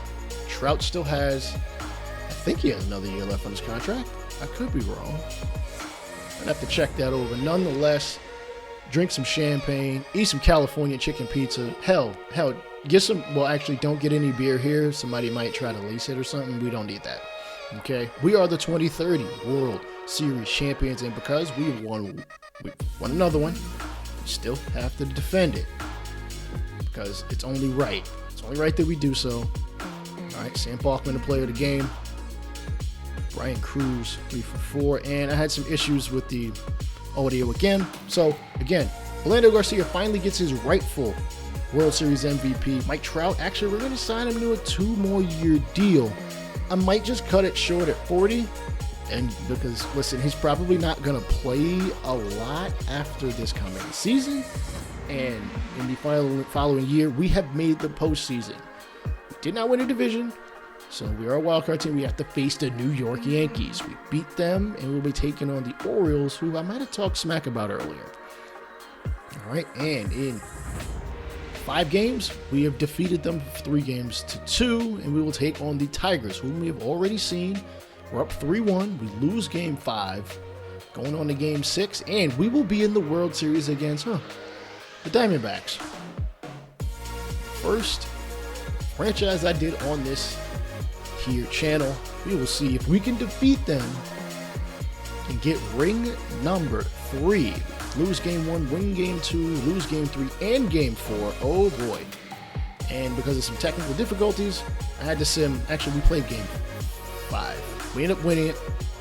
Game 6, we win it as well. And in game 7, Shohei Ohtani starting the pitch and hit because the game still had not cleared up the glitch. And we have won yet another World Series. That is 3 World Series championships, 3 MVPs for Mr. Trout, though he hadn't gotten another one in this series yet. As you can see, he has hit 41, and this is the end of his career. He has hit, he's got a 144.8 WAR. He hasn't been a 10 WAR player in a very long time, but listen, the fact he even got over 8 so many times is nuts, to be honest with you. All right.